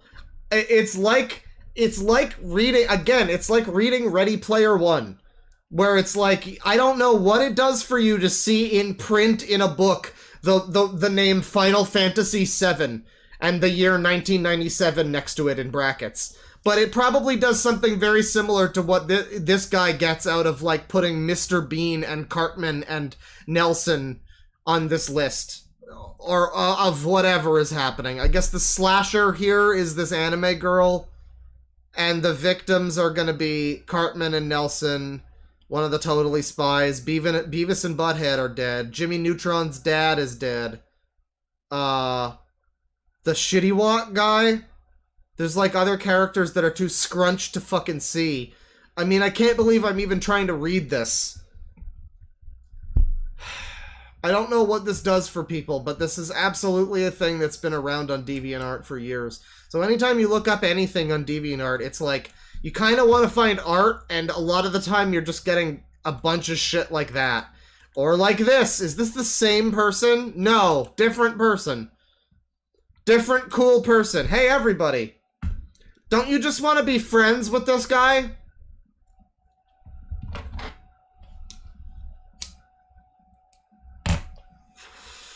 This is his top 20 favorite crossover conflicts from Octopus 1212 You can get Waluigi versus Jeff the Killer. You can get Wario versus Roland Daggett. You can get all these cool characters. Minotorox versus him. All these cool characters. And don't you want to be friends with this guy now? Because look at all these characters that he likes that you presumably also like. At what point did... I need to ask this of, like, autistic people, because we always assume that this is autism, right? And I don't even know if that's accurate. It might not even be accurate to assume that it's autism that leads to this sort of thing. I don't know. Is that Mike Stoklasa? What is the one? It's like a bunch of miraculous ladybug characters, and then there's like one here. This guy here. This, like, beardly guy. He looks like Jeff Gerstmann next to fucking, like, humanized Karlach or something. I don't know. But, yeah, I don't know. We always attribute this to autism, and I'm just like... At what point, if this is supposed to be autism, that is this is the result of that, at what point did autism just automatically lead to people? I know that, like, autistic people, maybe what it is like, they have difficulty expressing themselves and their interests and stuff, and so this is the way that they sometimes do it.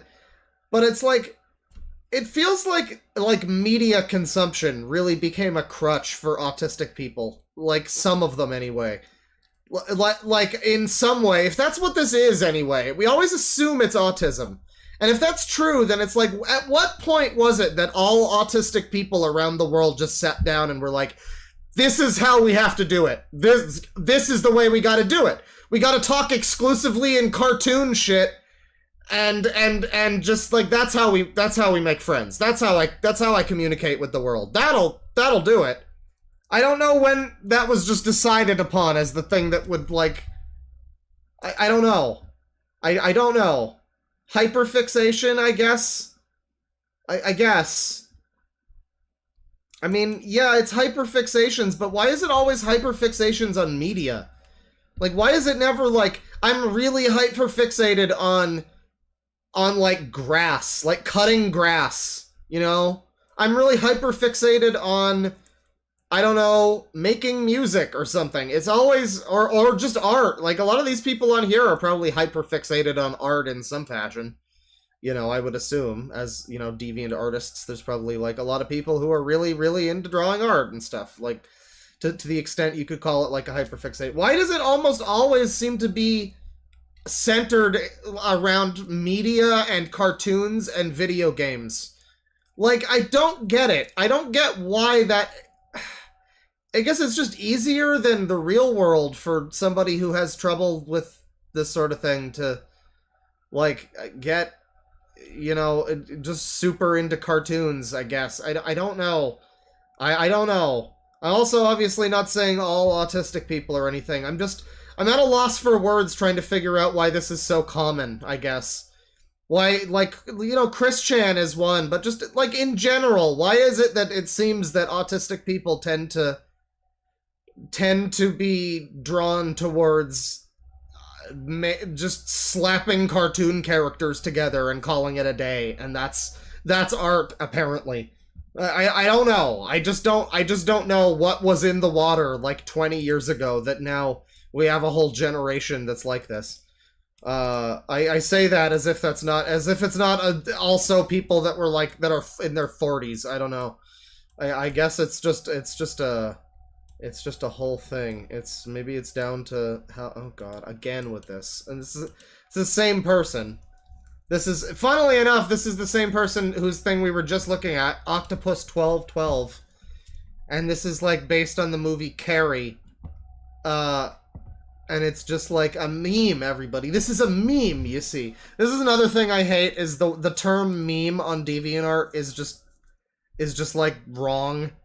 Like, they'll call this a meme. And it's not. It's just it's fucking just a list of things that you like. It's not a meme. It's not a meme, but they call it a meme, and they'll just like, here's a bunch of shit. What's funny here is that none of these characters, or at least, okay, all right, maybe two of them are possibly miraculous Ladybug characters. I don't know about this one and this one. They might be. This one might be, especially. I see a French name. That implies miraculous Ladybug. But it seems to be a lot of other shit. A lot of other shit here. Sue Snell over here is gonna be Twilight Sparkle. Human Twilight Sparkle. Very important. This is great. This is great. You spooked yet, by the way? This is a scary image. Because it's about Carrie, you see. And it's that movie. But it's gonna be, oh my god. So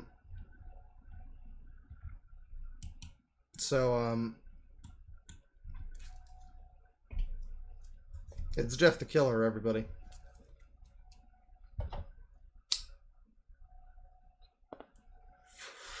And when I first saw this, my first thought was, oh, it's like a Family Guy Jeff the Killer? But no. No, it's, I believe, a Go Animate grounded Jeff the Killer. I think that's what it is. The description offers nothing. Jeff the Killer, my Verizon from my gang in WAF. It's PNG, M. Credits to all. And the user here is Ying Yang User 2022, which I would assume is the year that they were born.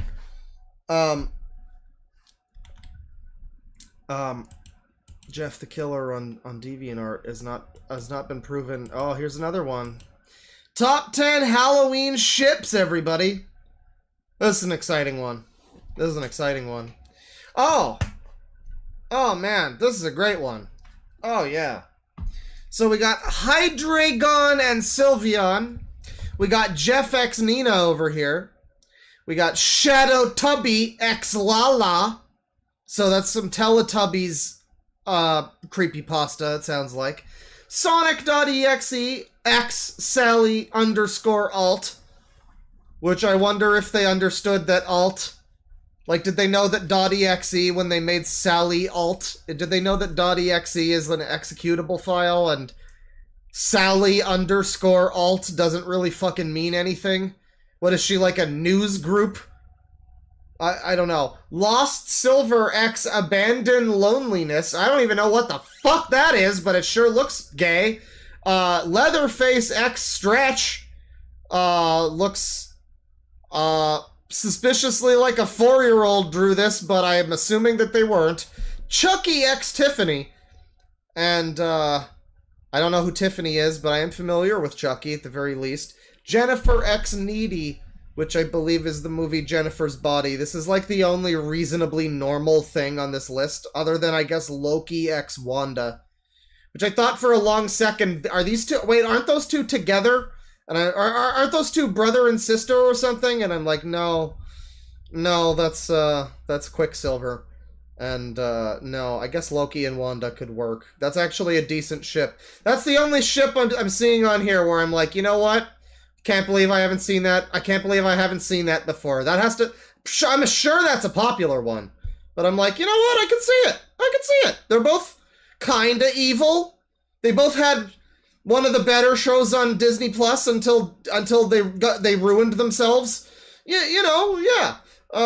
Pochita X Kobeni are also on here, which I don't... I'm not really sure how much a lot of these have to do with Halloween. I mean, this top one up here, Hydreigon X Sylveon. Well, this one looks kind of spooky, but is that just a regular Pokemon? I don't know. Those just appear to be Pokemon. Loki and Wanda are just Marvel characters, and Pochita X Kobeni are... Well, you're kind of spoiling me on what Pochita winds up looking like. I haven't really read that far in the story. Does he wind up becoming like a Dark Knight from Dark Souls? That's cool. But I guess they're also on there. Again, not really a Halloween ship necessarily, but you know, I suppose a list like this gives us something to talk about at the very least, to overanalyze a little bit.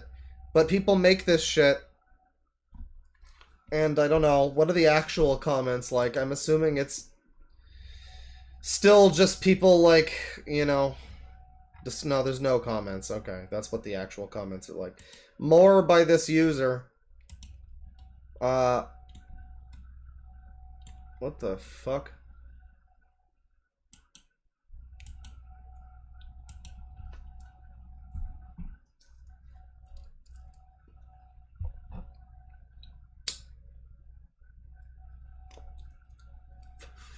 What am I looking at?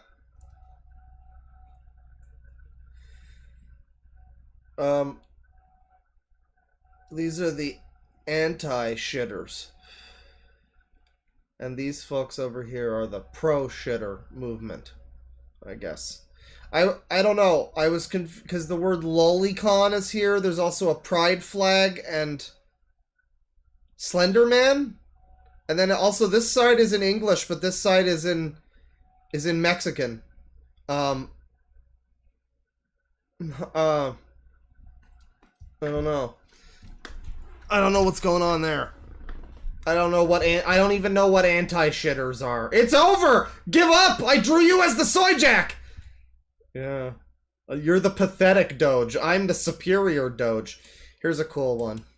Oh, here's a great one. This is an excellent image. Because it only gets stupider as it goes along. Pride headcanon characters.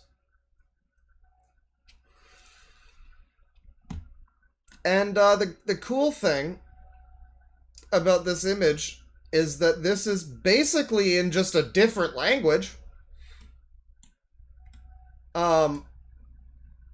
This is basically just an entirely new language that we're looking at. We're at a point now where people are speaking in pride flags. And like, I'm sure to somebody they understand what all of these mean. And this is like a full thing that this is the hieroglyphs at this point. I mean, that's kind of cool. It's an interesting concept for a language, just different patterns of lines. And sometimes, occasionally, there will be a circle. Welcome to the future. Dude, it's just semaphore. I don't feel like this is translating. Well, as you go down, we've got Jennifer down here. We've got corrupted me. We've got 3 fingers. It's him. Well, it's female to male, 3 fingers over here. And then you have Merida, Fiona, and Black Widow. And I don't know, just the randomness of the characters on this list, like, kind of got to me, where it starts off and, okay, it's all this, like, stupid bullshit, these, like, Tumblr characters, whatever, we got a Jeff the Killer, there's a Sonic.exe, sure. And then it's, like, Merida from Brave, and fucking, the, like, Lady Rule 63 Finn from Adventure Time. Who, I'm gonna be honest, kinda could get it. But... yeah, and Black Widow is also there. There's always got to be like one Marvel just there for some reason. The roommates, the Halloween, look at this. Oh, guys, don't you love this meme? Isn't this a great meme? You know, my favorite memes are the ones that have the word meme in the meme as text with a special font for the word meme. Because otherwise I wouldn't know that this was a meme, you know, because it's not. So I would have no idea that this was supposed to be a meme if you didn't tell me that it was the elemental couple meme. I would have had, to be completely fair, I would have had absolutely zero idea of what this fucking is, or is trying to be. You know, so I guess that's fair. We gotta give him that. Bottom text, yes. Very good. Elemental couple meme. Oh, here we got more! God! Ah! Okay, we're not even really looking at Halloween stuff, but this is just so funny to me. This is just so funny. Here we have couples of Pokemon. And,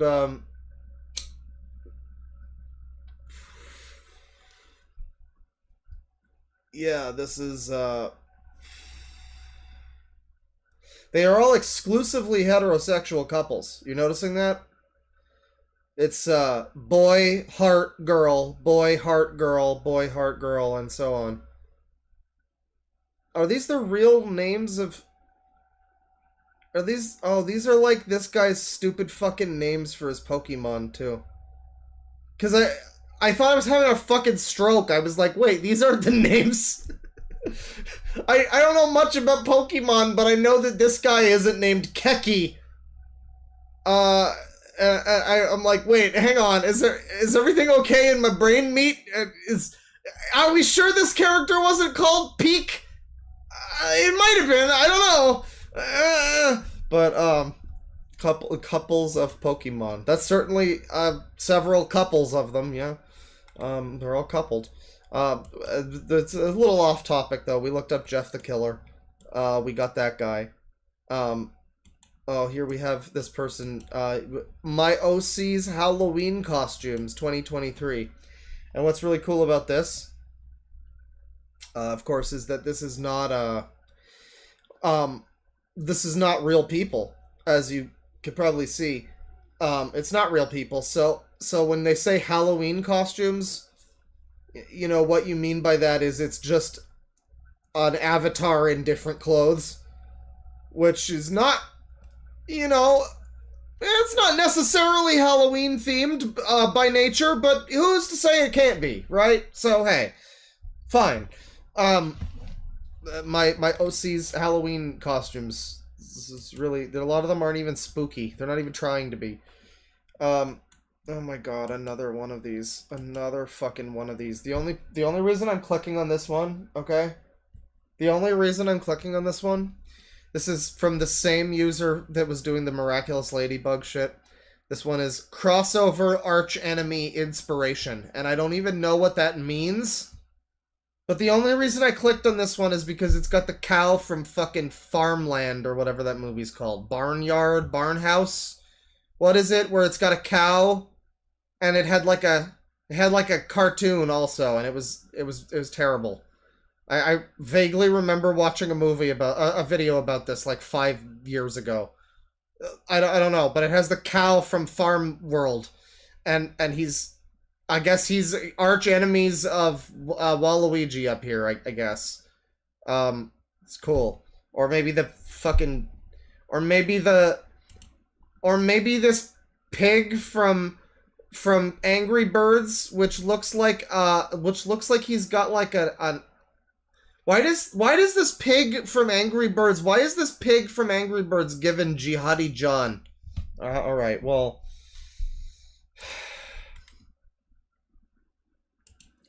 that's Jeff the Killer. That's what happens when you look up Jeff the Killer.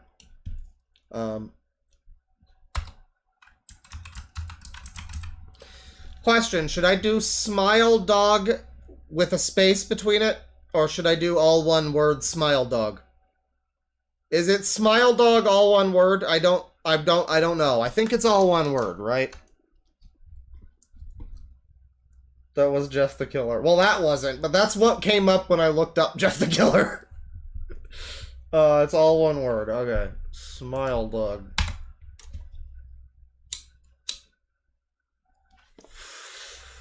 Now, once again, when you look up Smile Dog on DeviantArt, you find some stuff that's not terrible. You know, it might not be to your taste necessarily, but I would say as far as spooky art goes, Ricinator's head tilt by over here, not bad. Not bad. Or it says Ricinator, it's actually Squishy Mew now, I don't know. But it's not bad, it's not bad. We've got I'll See You in Your Dreams here by Lobotomized. And this is another one it's fine, you know, spooky dog, Cujo kind of thing. This is what happens when you sort by, you know, popular all time, popular this century. If you go by most recent, search for Smile Dog. Well, I've actually got this, published yesterday. Oh, this is actually excellent. This is not AI. I like this a lot. This is from Mr. Feelgood. This is very nice. This is very nice. This is actually... I was all set to see something really bad and embarrassing, but this is actually really good. I actually like this more than the other two that I just showed that were, like, examples of good ones. No, it's like Freddy Krueger meets the Smile Dog. And it's a really nice style. I like the lighting. I like the hands. So it's good stuff. Good stuff. This is the most recent image. You look up Smile Dog. It's amazing. Amazing. Yeah, check out Mr. Feelgood. Good stuff. That was really good art there. But then you get stuff like, well, this one's not so bad. I don't know what, it's trying to be like a, okay. It's trying to be, okay, I can't zoom in. That's a shame. Can I? No. Okay. Please? Okay, 80%. That's the sweet spot. It's trying to be like a window on, you know, Windows, like a browser window.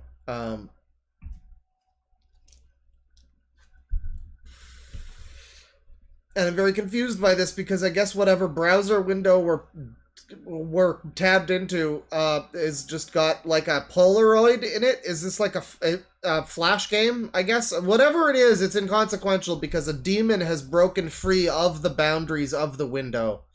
Presumably the demon photographed therein, and is assumably going to wreak havoc and kill many people. You should run for your lives in screaming terror. But I just don't understand the perspective of this. Not horrible necessarily. The actual image of the Smile Dog is kind of a good spooky image. It's like it's not so distorted that I'm like rolling my eyes, but it's just enough that I'm like, got a little bit of the eye back here that's like kind of rolled back and like a pig snout thing, like some of the teeth you can see. I kind of like, they probably didn't make this actual image. Maybe they did.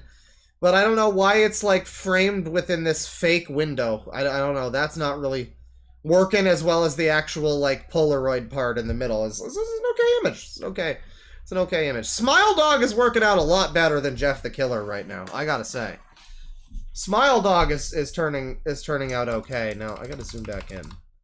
I like to have this all zoomed. You might have noticed as I'm doing this that I have this zoomed in super far. It helps me to not accidentally have like a tiny single pixel of titty in one thumbnail. You just get a couple of big thumbnails that you can curate more easily. So we've seen a couple of Smile Dogs here that are not so bad. Here's another one. That's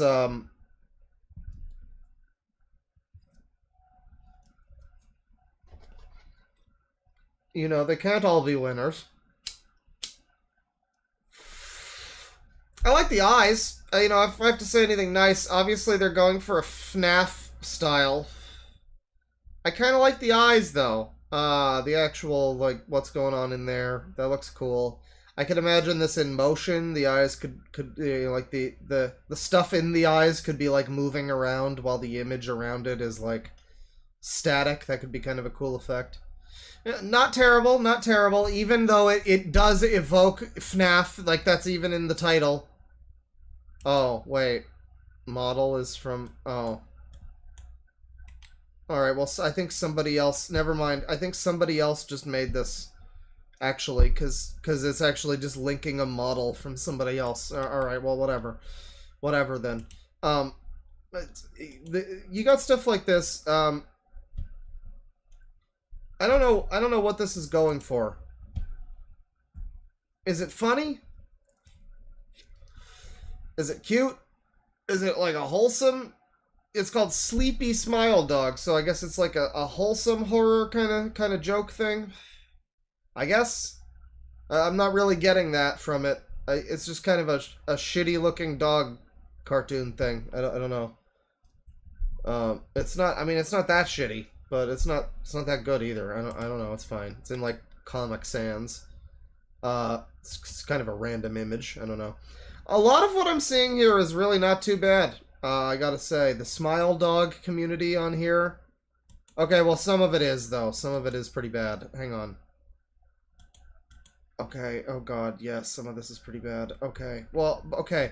So like, here's one. All the ones we've seen recently, by the way, all the ones that I've been showing since, you know, I said, like, well, we've been sorted by recent for most of these, is what I'm saying. We've been doing, these have all been recently uploaded ones. And this one's okay.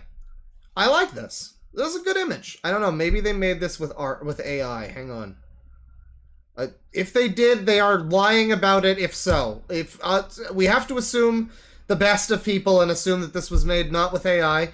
And it's nice. I like it. It's a good smile dog. This is better than the real smile dog, which isn't hard. I've never found that picture particularly scary.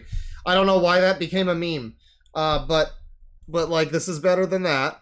On the other hand, this is smile dog, everybody. Apparently.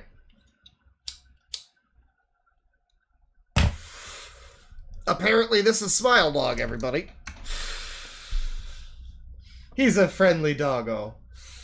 Somebody just says, naturally. Yeah.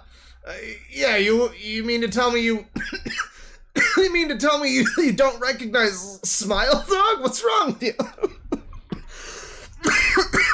Fucking hell. So you got Smile Dog here. Smile Dog fan art. This is by Ref Jeffy. Fucking Jeffy fanboys, I swear to God. Art by me, my Instagram, yeah. Art by me. Well, hey, at least it's not AI art, you know? It's, as far as art of a person goes, hey, it could look worse. I don't know why you didn't make him a dog. His name is Smile Dog. I mean, it's not even... The funny part to me is that it's not even pointing out that it's like a humanized Smile Dog. I think if it just said that it was humanized Smile Dog, it would be like, haha, that looks a little funny, and then we'd move on. But the fact that it's like it's not acknowledging the fact that it's supposed to be a dog, but instead we're seeing a guy. And I'm just like, well, I guess you're just really bad at drawing dogs. That's my takeaway from it. We continue, and I don't really even... This is another one of those where I don't even know what I'm exactly looking at. Some kind of a horse creature wearing a raincoat, maybe? And they're scratching their head because this bone snake, which is not what I call my penis, has wrapped itself around a rotten jack-o'-lantern. Or a cursed pumpkin, I guess, is the name of it. Halloween picture made for blah blah blah. Apparently this is Smile Dog. Is this one supposed to be the dog? Well, no, I would assume this is. Which one is Smile Dog? Which one of these is a fucking dog? I thought this one was a horse. Okay, it's a dog, sure. Next up. Is a twofer. We got these comics here. This is episode 9. We'll start with this. I guess this is related. Oh, it is. It is. Okay, so for anybody curious about Dog Horseman and Trouser Snake Bone Snake Man, I guess they come from this.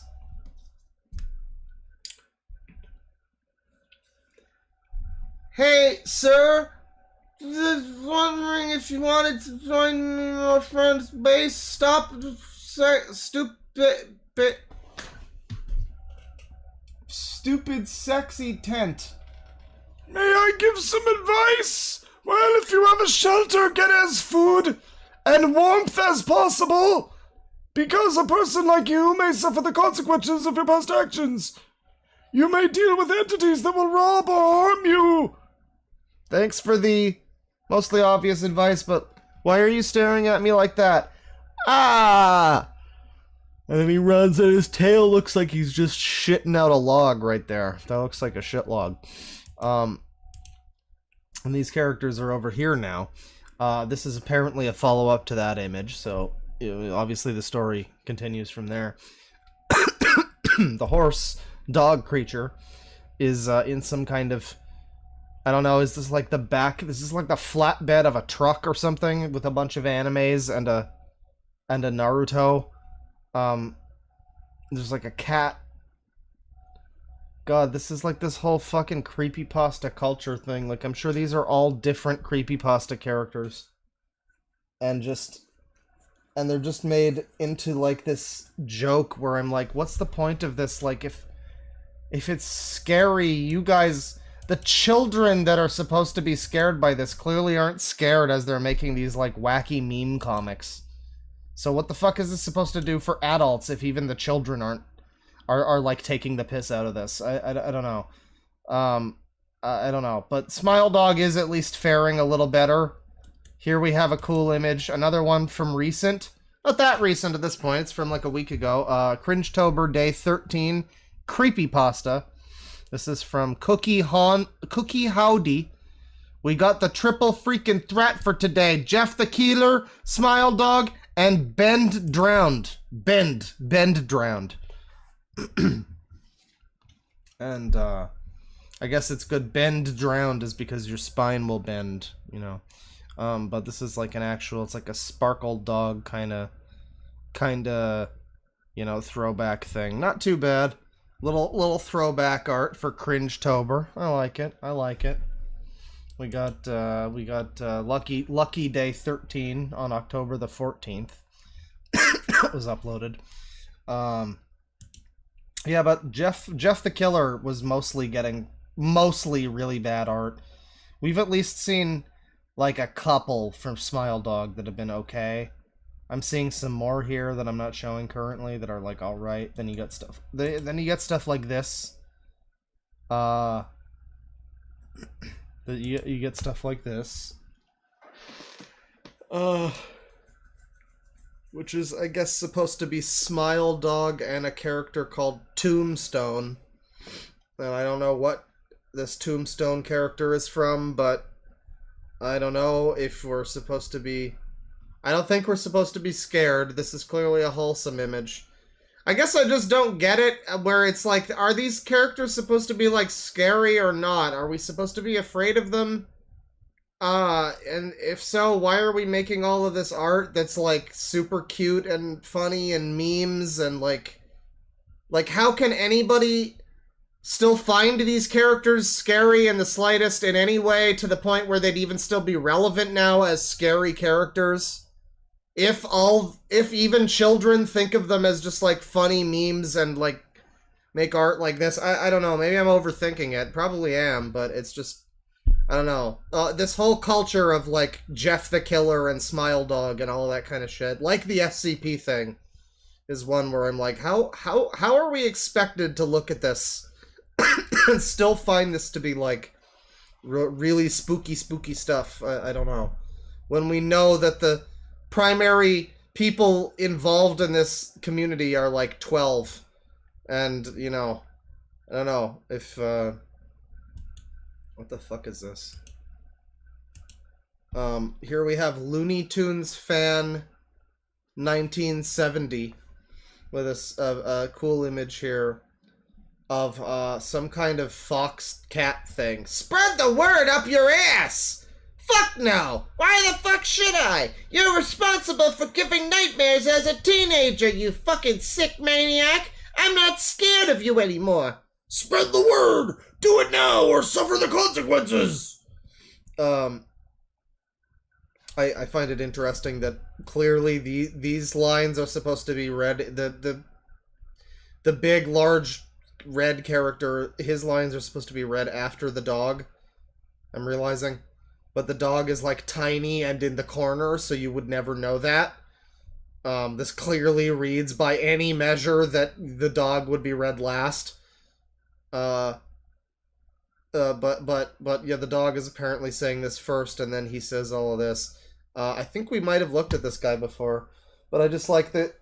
Like, really, the Smile Dog gave you nightmares as a teenager? I think that's just your fault.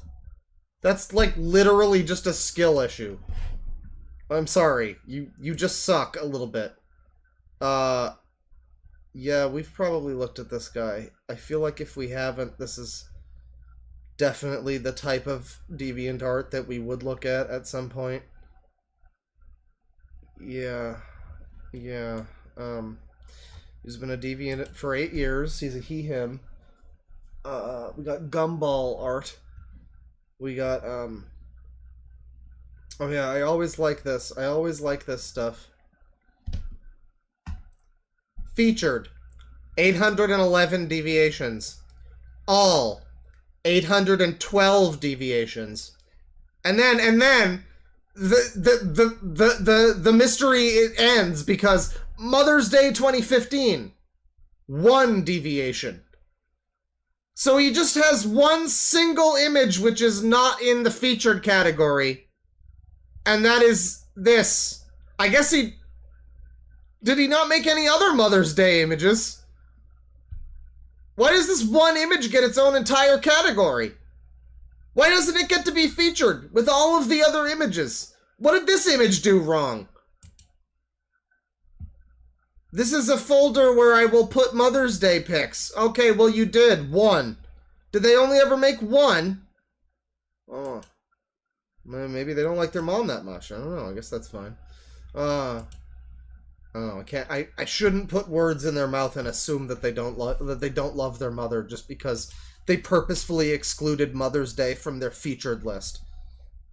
But if I was a mother, that's what I would. That is the logic that I would use to shame my child. So we got this cool situation here, which I don't know what this is from. This is from the movie Scarface. It's from the movie Scarface. We have Antoine meets Sosa, number 2. Number 1 is over here. And yeah, this is Antoine. I believe this is from the is this the one from the Sonic cartoon? I think that's that Antoine. I might be wrong about that. For some reason, when I look at this, though, I'm not thinking of Antoine. I'm thinking of that one character from the Tamers Sonic Underground series, who's I forget his name. I obviously forget his name, but he's like, I don't know. He's the one with the ass. I forget his name. Yeah, the one with the ass. That narrows it down. Like, we're gonna have to do a Tamers stream at some point where we just look at Tamers series and try to make heads or Tamers of it. Yeah, I don't know. This guy makes his cartoon art or whatever, and it's fine. So we did a little bit of Smile Dog. Smile Dog's not so terrible compared to some of the other stuff. Oh God.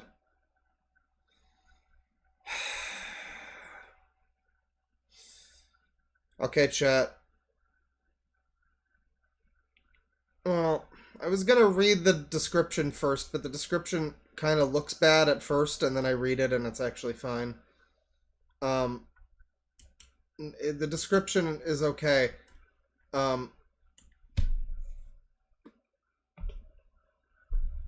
This is the art, and it's not bad art, but there's just something about this. She's got teeth on her hands, and I don't know. I don't know. She's got teeth on her hands, but I'm not scared. I don't know. She just kind of looks like she wants to go to the sock hop. Is this your scary character? She's just dressed in, like, 50s clothes. Like, I guess there's teeth on the hands. I guess that's a start. I don't know. Maybe make the face a little... Try not to be so concerned with being beautiful, you know? People want to fuck the nurses from Silent Hill. Have you ever seen those fucking things? Don't worry. You don't need your character to be, like, pretty. Just, you can give her, like, a fucking geometric shape for a head. And people will still be like, yeah, but that body, though. Like, I don't know. It's just, it's like trying so hard to be, like, a cute character, and it's distracting from the attempt to be scary, I guess. I don't know. It's not terrible. The art's fine. The actual art's fine. But evidently that's related to Smile Dog. That came up under Smile Dog. I guess I could see it. It's like a mix of Smile Dog and Jeff the Killer. Well, I think I'll probably wind the stream down now. We've been going for a little bit. I wanted to maybe do some other stuff as well, but it is getting late. Like the last spooky stream I did, it's like, man, I'm getting tired. I started a little late. I had a nap in the middle of it. You know what was going to happen? I was gonna do this stream in the afternoon. And then literally the moment I was about to go live, the new Red Letter Media, the new Best of the Worst came out, which was like an hour and 45 minutes or something. And I'm just like, well, alright. Not only do I want to watch that, but I'm sure a number of other people are gonna want to see that too. So I'm like, fine, I'll just wait. And I put that on, and then I fell asleep. And then by the time I woke up, I'm like, well, I need to go out. I gotta make food. I made meatball sandwiches, and by the time I was done all that, it was already pretty late. So I'm getting a little tired. We're probably winding it down now. But we're gonna do more spooky stuff. Next spooky stream, I think I want to do some like fan fiction stuff because I thought about doing that tonight. Don't have it in me to do all that talking right now, but some other time. Fan fiction stuff. Spooky fanfic, that is. Not creepypasta, necessarily. But specifically, spooky fanfiction. Specifically. So, we want to do some of that. More DeviantArt stuff, more ARG stuff, and like VHS analog horror stuff. I want to do that. There's a lot more of that to see, good and bad. So maybe we'll do that sometime soon. Probably another stream tomorrow, although tomorrow we're doing a drunk episode of the podcast. Me and the boys. It's episode 21, so we're getting 21 with it. I'm going to be putting beer in my thermos and fucking going mental. So, let me see here. I'm going to read some super chats. $5 from... You know what, let me get some music going on here. I actually know a good thing to play. Yeah, where is the special medley, right? Castlevania Special Medley by Yuta Romeo. I always love this. This is just like some guy on YouTube or something. It's one of the best versions of Castlevania music. It's like a whole album of it. 10 songs.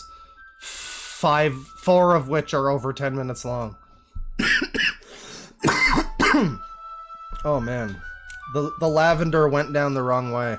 $5 from Brendan.srt. Killing me smalls. Spook me to sleep. Turn this down a little, Jesus. Well, hopefully you got spooked a little bit. Hopefully this was a properly spooky stream. Welcome to the end of the stream. Next stream won't be spooky, by which I mean next stream will probably be the one that you can assume will actually be frightening and there will be something horrifying happening in it. We might wind up looking at more of the fucking sex offender, frankly. So, next stream, not scheduled to be spooky, but as everyone knows, and I am tired of saying it, but there's always someone who hasn't heard it yet. As everybody knows, the ones that aren't supposed to be spooky are always the worst. You know, we should really do a horror TikTok stream too. It's been a while since I've done TikTok in general, and maybe a spooky Halloween TikTok would be in order. As I say, I've got some good spooky ideas. I've been trying to do one horror spooky stream for every one non-spooky stream this October, as I've said. But toward the end of the month, I might just kind of, be like, yeah, let's get these all out of the way. I've got like 5 ideas or something. Let's do a bunch of spooky streams in a row, you know? Something like that, or just a big long one with a bunch of stuff. Something. But I want to try to get a lot of this stuff done, and hopefully not forget it. I should probably write some of these ideas down.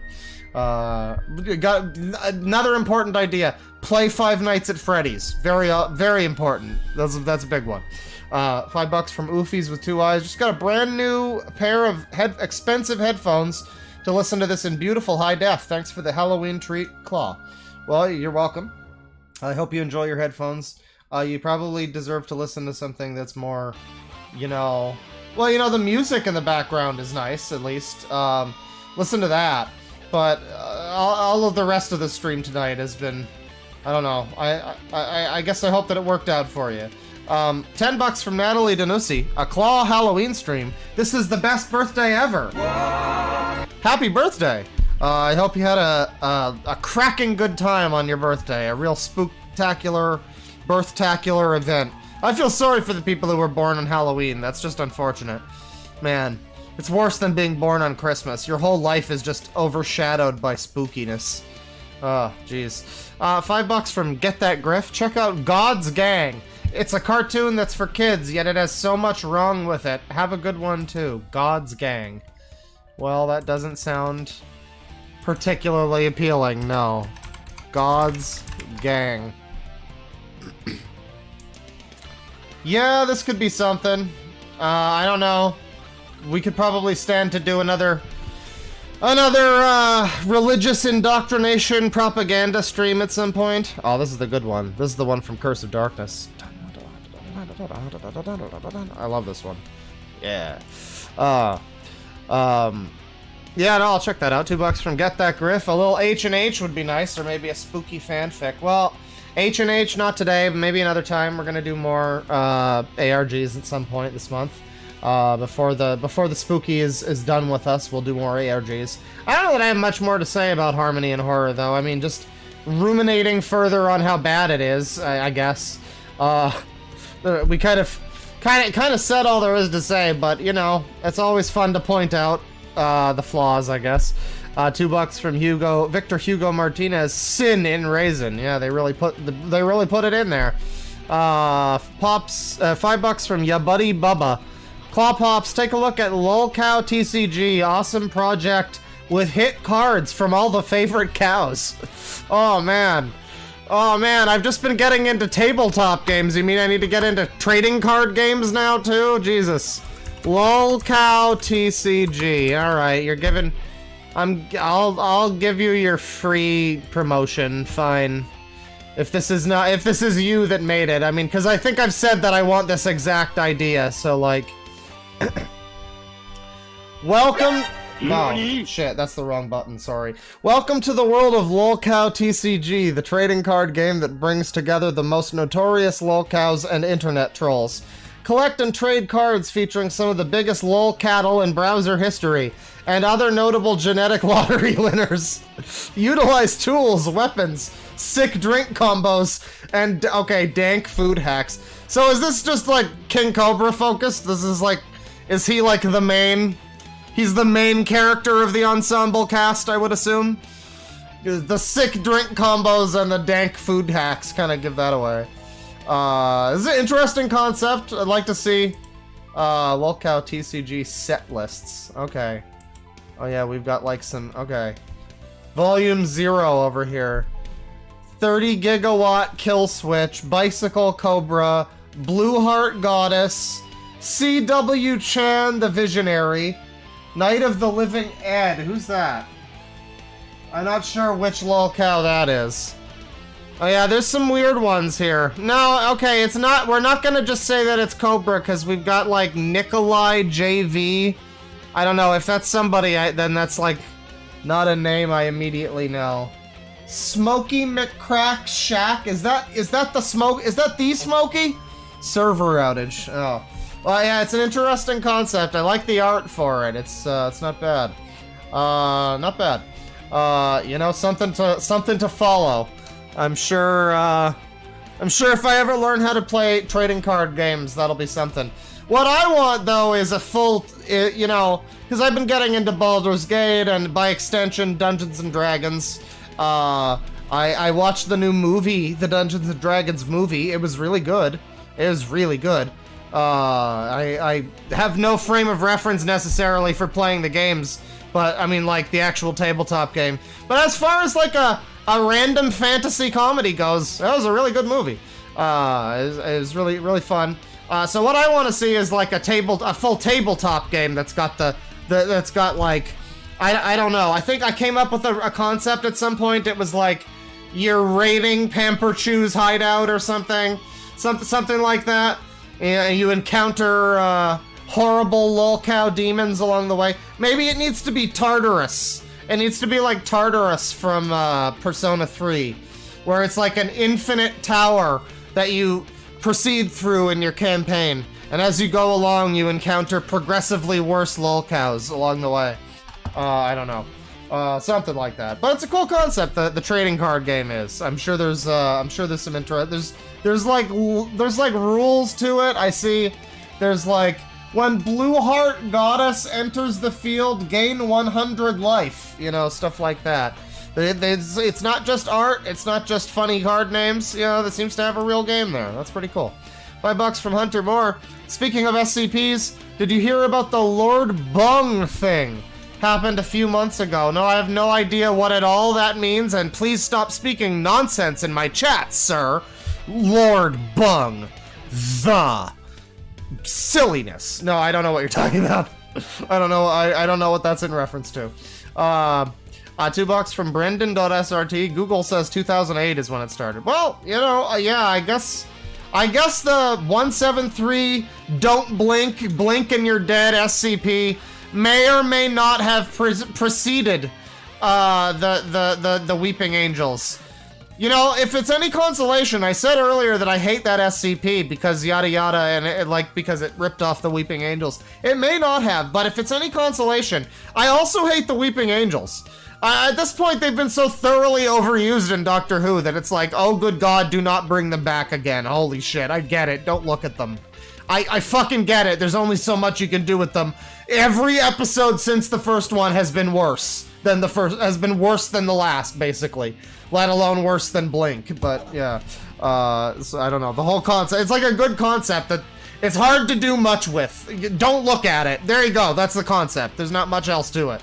$5 from Agumon T1. They took down the original 173 picture and redesigned it. I remember that, yes. I remember that was a very contentious thing when it happened. The Cult Case Files with $5. I'm always happy to catch a live claw as someone who uses it for their stuff. AI has pros and cons. Never a replacement for people, though. No, but it is getting better to the point where, like, you can type in Kazuma Kiryu enjoys a bowl of ramen in Mario Odyssey's Luncheon Kingdom, and it will know to create a Mario/Kiryu hybrid in the Mario Odyssey style. And it'll be 3D, it'll look like a 3D model and everything. And it's like, I don't know, man, you can't deny that it's incredible to have that ability at your fingertips at any moment, at the slightest provocation. You know, whatever you gotta say about it replacing humans, like, I don't know, how long would it fucking take for a human to make that? Would they? Would that be such a dumb... That's the other thing with AI. You can create stuff that's so dumb in seconds that a person would have to slave at for months. And it would be a concept that would be so dumb that unless you're like Chris Chan and you're intentionally making unintentionally rather, making like a Sonichu or something. Like, I can't imagine somebody spending, like, years crafting the perfect artistic shitpost. Maybe they would. Some people have. Certainly. But it is impressive that you can create a really convincing, high-quality shitpost of, like, real-life, Beavis and Butthead, trick-or-treating in space, in inverted colors, you know, black and white or something. I don't know. You know, and somebody could put a bunch of effort into that, or you could just type that in, and you know, it's like, yeah, when it starts replacing entire artists' jobs, that's unfortunate, obviously, but man, it is nice to be able to just auto-generate some garbage every now and then. Let's see. $5 from Delcos. YSultyY1580. Washed up LA guys force another old LA guy into being horror cow for profit. Oh, is that like a YouTube thing? Hang on. Oh man, Fart wants to queef, dang. Yeah, I guess Tails Gets Trolled is kind of like that, but the guy who made Tails Gets Trolled was fairly, the guy who made Tails Gets Trolled was kinda in on it, but kinda also just a weirdo in his own way. So it was a bit of a shitpost, like definitely, that was an element of it, but I don't know, that was like the perfect unison between a genuine Sonichu story and something that was made for the intention of being kind of silly and shitposty. It does happen, you know, and you're never going to get Tails Gets Trolled made by AI. That's the thing, is you can get like an image here and there. You could even maybe get a movie, you know, a video here and there made with AI, but you're never gonna make like a consistent storyline comic with AI entirely, you know. I don't know that that's ever going to be a thing that can happen, you know, consistently in any way that actually makes any sense. So now, what is the name of this? Why Sully TY 1580? I don't know what your... I don't know if this is on YouTube. I'm looking this up. It's not matching anything on Google. It's not matching anything on YouTube. Was there a possible, possibly a mistypo, a typo? YSULYTUI 1580?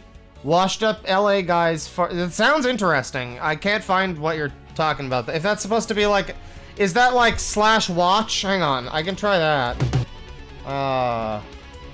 That could be that. Paste. Oh yeah, okay, it is. That didn't look like... It didn't look like a YouTube thing, but it is. Oh, it's Perry Caravello. I've looked at this guy before. Anonymous user from 2 hours ago, unlisted. Alright, well, I'll save it. I'll save this for later. I mean, I definitely have looked at this fellow before, but he's got a whole man cave happening back here, so, you know, we'll look into that. Definitely gonna look into that. Thank you. Thank you for the suggestion. 2 pounds from Tapeworm. Graphic design is my passion. Absolutely. $5 from Agumon T1. Hi, longtime SCP fan here. Just want to point out not all SCPs are scary or want to kill, and some of the newer ones are still good. Well, I mean, the whole concept of it was to be like a scary thing, or at the very least unsettling. I don't know, to be like not all of them are supposed to be scary. I think they were originally. I mean, they weren't all scary, but they were at least like, oh, that's weird. Oh, that's a little strange. I mean, that's what I remember. I don't remember a bunch of them that were on the site back then in like 2010 when I was reading SCP shit. I don't remember a bunch that were like, just like, I don't know, a random furry lady. Like, I don't know, the number of things I saw tonight that were just sexy furry with tits, you know, and that's supposed to be a fucking SCP. Like, I don't know. I'm sure there's some that are newer that are good.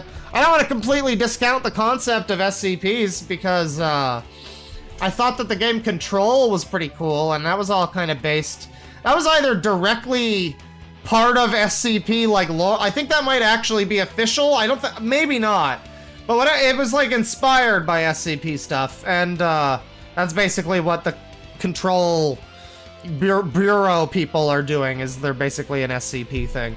And so, yeah, that was fun. Like, depending on how you do it, it can be good. It's just when it's primarily being made and propped up by 12-year-olds, it's not necessarily all that scary, you know? Or really interesting. It's just cringe, basically. I don't know what it's going for, though. If it's not trying to be scary, I guess. In that case, I'm like, then what is it the idea, then? It's just like a collective of, I don't know, designs? I don't know. It's very loose, whatever SCP is trying to be now. It was a lot simpler when I thought it was just supposed to be scary stuff. I remember some good ones. I remember there was one where it was like, you go into a thing and you wind up in like a weird field. And like, I don't know, there was just like weird items and stuff. Some of the SCP shit was like, God, there's another thing. There was a really, so this is a weird deep cut. Nobody will even know what I'm talking about, but that's fine. There was a TV miniseries from like 20 years ago called, I think it was called The Lost Room. And it was about like this guy who like, I forget the main story, but it was all about like this guy who's like able to go into this like hotel room, and it's like not a real hotel room. There's dimensions and there's weird artifacts and stuff, and they all do mysterious things. And I think that preceded SCP. If anything led to SCP, it might have been the fucking Lost Room. I gotta watch that again. That was a good show. I haven't seen that in like since it came out. It was a long time ago I watched that shit. Oh shit. I just remember like, yeah, that's pretty fun. $10 from Salad Mancer. Been wanting to share an ABDL story for him, however I can't send links through YouTube, so I'll leave it in the milk barn. Hoping for some Smurf story-esque readings. Happy spooks. Fregungus. Thank you. Thank you. Leave it in the milk barn. I'll check it out. If I can, I guess tag me with it. If you got it. There's been some stuff in Milk Barn recently that's been pretty fun. I saw Greta Thunberg had a new targeted individual who looks pretty good. So it's something about I think the word gay came up, so I'm sure it'll be fun. I don't know. We might look at that tomorrow, maybe. I don't know. See how much stuff I have already. I have a bunch of things already for non-spooky stream. So we'll try to make some room. The list is getting long. $2 from Paige Hernandez. Thanks for keeping my hubby and I entertained. Well, you're welcome. Thank you for entertaining yourselves with my nonsense. I'm glad you enjoyed. $10 from Queen Nidus. Big Kloppa SCP. It's like an O. It's like a funny emote face. Thing. I don't know. Do I count as an SCP? I do have a hook hand. I think that's all I need, really. I think I'm scarier than half of the ones I saw tonight. £5 from Joe Shimamura. How do you hate JoJo and yet... Oh yeah, I saw you! I saw this stupid comment that you left on a video chat member. I saw this stupid fucking comment that you left on a video chat member. I'm glad you gave me money so that I could make fun of your stupid bullshit. How do you hate JoJo and yet like Persona when that's just JoJo for kids and with a way more boring art style in the later games? Alright, well here's the thing. Persona has a hell of a lot going on with its stories. It has like fucking layers of tarot card symbolism that actually involves like the narrative structure of the story. It has layers of Japanese history and myth and whatever other theme the game is about. Like in the case of 5, it talks a lot about like, well, you know, it's got the smartphone app. It's a lot of digital internet bullshit. You know, different themes in each game. 3 talks a lot about apathy and whatnot. I just don't recall there being a whole lot in the way of fucking significant theming in JoJo. I don't know. Maybe I didn't watch 700 episodes for it to get good or whatever. I watched most of up to like the majority of part 2, and I was like, yeah, there's cool stuff happening, and it's all in service of what exactly? It's stylish, and for what purpose? There's no real extensive great lore. The lore is all incidental. If I started to get into things like the Pillar Men or whatever, and then I was told by my JoJo-liking friends, like, oh yeah, that stuff doesn't matter by the time you get to part 7 or whatever. Oh yeah, none of that matters. They just basically abandon Hamon energy. It just turns into stands or whatever the fuck. And by the way, Persona is JoJo for kids is just very dumb when you consider JoJo, the stands come from like, I don't know, just whatever, Araki wants to draw a stupid monster or something. Persona's whole thing, the stand Persona things, well, for one thing, you get the fun element that it's a spin-off of SMT, but you also get the element that it's, you know, the actual Persona thing is like a thematic thing of like masks that people wear in their day-to-day life and stuff. And furthermore, like, yeah, it's contextualized in the story of like, with each game, unlocking the personas is like a whole element of the thing. We got the clown music playing while I'm talking about this. That's really going well for it. This is great spooky music. Keep going, keep going. Where's... Da, da, da, da, da. This is Castlevania music, everybody.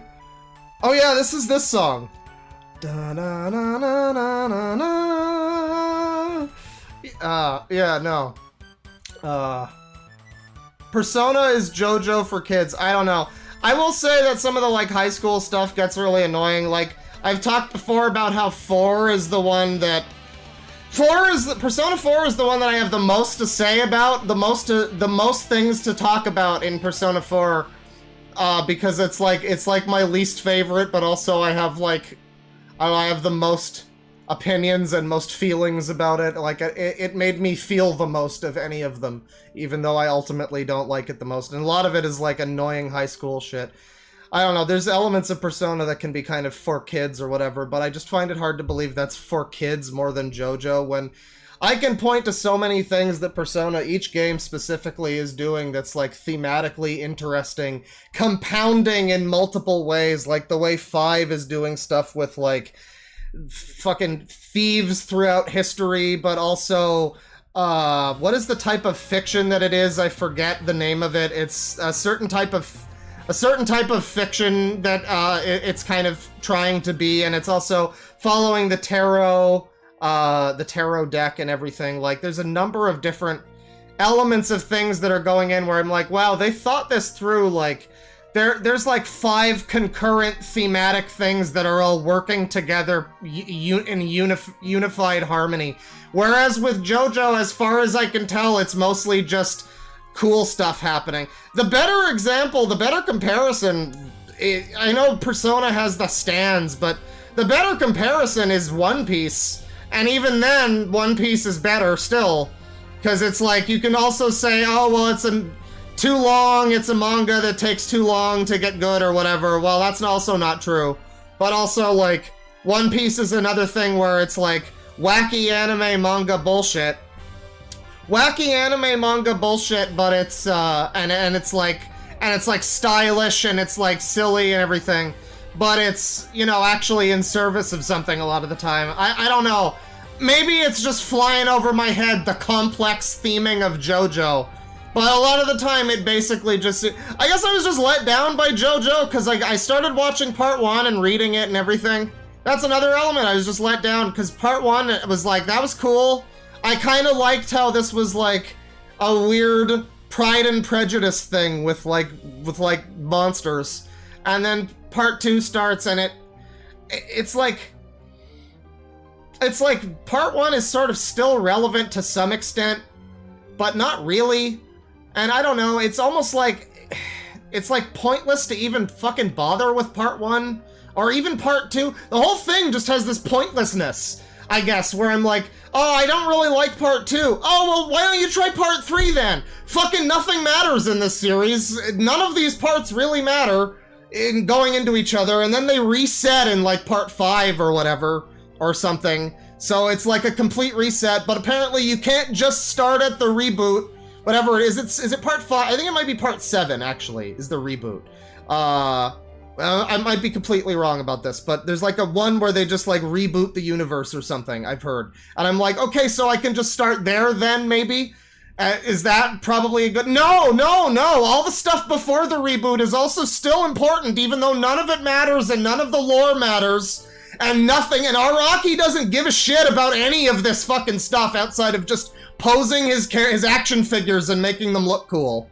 I don't know, man. I don't know. If there's something to JoJo, I would love to see it. As far as I'm concerned, the best part about JoJo is the fact that a lot of the characters are named after things that are a lot better than JoJo. Like, yeah, King Crimson is great. I don't know why it has to be involved with JoJo. I don't know.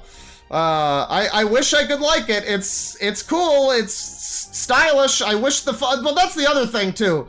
Araki is not a good artist. He's just not. It's amazing to me. It's fucking amazing to me that people give fucking Oda shit for his art style. Like, at least his characters look consistent. You might not like the way everybody looks, but they at least have the right fucking proportions. Holy shit, Araki sucks. Like, even now, I read the first chapter of, like, the most recent, like, part 9 or whatever. He sucks! He's garbage! His art is terrible! A lot of the time. Sometimes it's really good. He's really inconsistent. But it just like, I don't know, people won't hold him to it. People won't hold him accountable for his, like, terrible art. They just like, no, it's great, it's all part of it, it's all stylish, you don't get it. It's fun, it's so fun. Like, no, it's bad. All the characters look like they don't have spines or musculature at all. It sucks. God, $5 from Victor Hugo Martinez. Really tired from today, and I'm going to bed early for tonight. Have some cash, and see you next time. Well, see ya. You missed my whole rant. Oofies with 2 eyes. Claw, I love $5. Claw, I love you, but I cannot stand the Persona art style. Without the masks on their eyes, makes them look like fish. At least JoJo is unique. I mean, JoJo's unique in the sense that each character has like 15 different fucking styles. Like, that's not maybe true, but I think it's like Jotaro or something. I think it's part 4 where Araki starts switching up his fucking art style, and like from the start of that character to the end, it's just he looks entirely different. It's like he switches from, because that was the thing, he started out as trying to rip off fucking Fist of the North Star or whatever, and then he moved on to trying to do his own thing, and all of his characters went from being like big burly men to being like really, really ambiguous, I guess. Gender ambiguity! You know, kind of, I don't know, there's kind of the drastic difference in style. So like, yeah, the JoJo has a style. JoJo characters look unique. In every episode, they might look completely different. In every panel, in every single panel, a JoJo character could look wildly different in entirely different ways, and just have a face that's 3 times the size of the rest of their body, or something. And it's not on purpose, like fucking, like Eva in One Piece. You know, it's just Araki's shitty-ass Liefeld art. That nobody can ever say looks bad because it's so epic and fun and funny and stylish, and I just like, I don't know, man.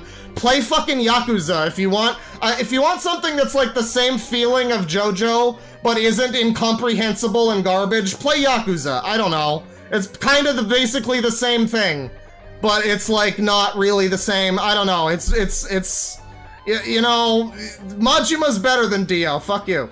$5 from the Shad Mock. SCP is creepypasta for autistic people. Yeah, I guess that's fair. I thought creepypasta was already that. $5 from Sticky Wiki. SCP has a hard time vetting their lore now that most of it exists outside of their site. Well, yeah, and it's all just like, I mean, I don't know, when it's just some online shit, it's the same with like Homestuck. Like, how can you even say anything is canon or isn't canon or whatever? Like, it's all just a bunch of shit on the internet. Who gives a shit? I don't know. What's canon is what you'd look at and go, this seems good. I'm okay with this. I support this one. You know, that's canon. There you go. 2 months membership from the wonderful Wizard of Games. Thank you. Holy, etc. It's because all of the original SCP writers from 4chan are gone after getting kicked off the original site by literal Reddit coomers and Tumblrites. So was it started by X people? Because I made the joke that like X might have been what ruined it. It's more likely that it was Tumblr and Reddit that ruined it. I mean, let's be real here. Yeah, no, that would make sense. I mean, I did hear about it initially from X. Or from, like, at least B or something, or, you know, around that time. So yeah. I would believe that it was probably originally a lot better than it wound up being. $5 from the Cult Case Files. I was wrong. SCP creators are still scarier than the shit I can think of. Yeah, they're out there. They're real and they're out there. $5 from Jam Jars McFly. This side is like the chick that comes to the Halloween party in a sexy costume, so it's still technically scary. I suppose. Yeah, there's some stuff that's like costumes or whatever. Reminder I was thinking of doing a cosplay stream. Not where I cosplay, obviously, but rather where we look at people like cosplaying in Walmart and shit. You know, you ever seen those videos that are basically foam adventure, but, like, worse? Yeah, we could maybe do that. That's not really, not ostensibly Halloween themed, but it's cosplay, it's costume themed, it's fine. $5 from Crystal the Echidna, meow. Good to see you covering true and honest Chris Chan updates the other day. Give us the best life advice you know, you wise old clawfather. Don't fuck a body pillow on camera and shout Jule, because probably it only goes downhill from there. I mean, I haven't seen anybody for whom that's worked out well, at least. I've only seen it happen to one guy, and it has not worked out well. $2 from Paige Hernandez, as an autistic. Yes, it is. Well, I don't know what that's in. I assume that's in reference to me talking about, like, how ridiculous. How it just seems to me it's very strange that a lot of. We attribute it to autism, and that's kind of working backwards from a diagnosis, I guess you could say. Like a joke diagnosis, but, like, you attribute it to autism by saying, like, oh, all of this, you know, cartoon fan art of all of these crossover, you know, bullshit, like, this seems autistic. That's what people always say. I don't know if that's necessarily always gonna be, you know, down to autistic people, but what I always wonder is, like, well, okay, if this is autism that's, like, the cause for this, nobody ever seems to, people are always like, well, it's autism. It's like, well, why is it that autism leads to people, like, becoming horribly dependent on media to express themselves? And like, because autism is a thing that's existed for, I don't know, probably a very long time, I would assume. You know, we have a name for it now, and maybe before it was just, oh, my kid's a little special or whatever, you know, back in the 40s or something. But back when we didn't have all of this, like, extensive corporate media bullshit, yeah, I don't know what somebody who would be currently nowadays drawing, like, Mickey Mouse fan art, this Mickey Mouse fucking Shrek or whatever, you know, back in the fucking 40s or something, who knows? They might have just run a business. They might have just... I don't know. It must have been, you know what it is? It must have been parents putting their kids in front of fucking cartoons. I mean, that's ultimately what it is. It's not the autism that's to blame, it's the cartoons. Parents plop their kids down in front of, like, fucking He-Man or whatever, and some kids could handle it, and other kids just grew up, and now He-Man is their entire life, and they scream about pronouns on the internet. And other kids grow up and, you know, He-Man is their entire life and they don't even understand the concept of pronouns on the internet. They're just too busy writing their 500th part of their fanfic where He-Man gets to meet Papa Smurf or whatever. $2 from Delco. Sonichu AI art. Sonny Master of Balls. Deviant art. There is a Sonichu. There is a Deviant art for Sonichu, huh?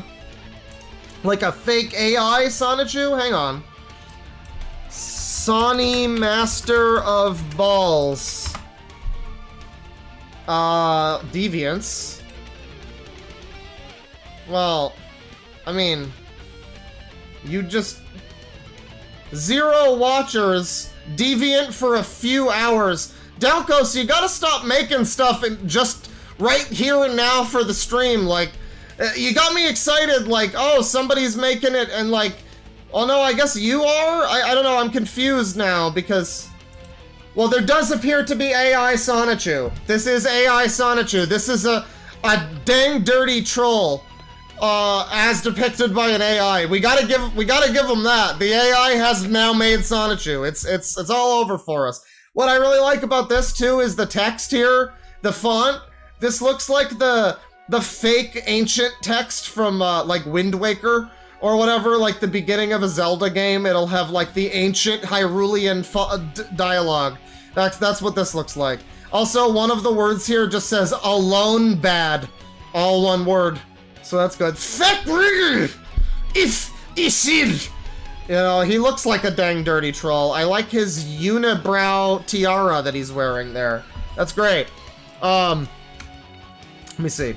$5 from Delcos. It's not common. Autistic people are everywhere. Your sampling location is art-related, so it matches what we'd expect.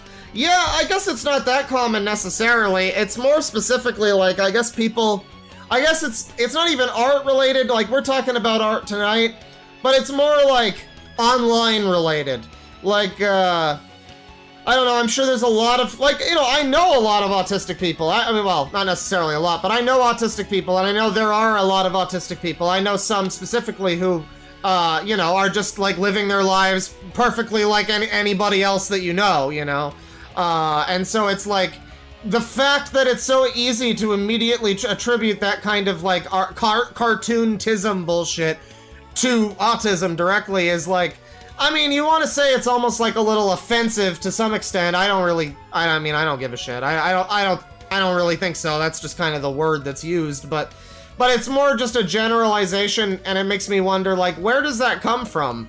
You know, and why, you know, is that a thing for so many people? I mean, maybe it isn't a huge chunk of everybody out there, but it does seem to be quite a thing for at least people on the internet, not just DeviantArt, but YouTube. There's people like that, fanfic people, all over the place. There's just terminally online people who seem to have an issue with cartoons and some kind of mental thing, and I don't know what it is specifically about the cartoons that is drawing them in, you know?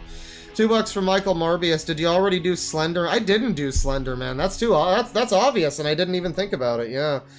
Maybe next time if we do more spooky DeviantArt before the end of the month, or even after the end of the month, really, we could do Slender Man. Because, you know, we did Jeff the Killer and all that. Smile Dog. No Slender Man, though. That's, yeah, I really should have thought about that. Really should have thought of that one.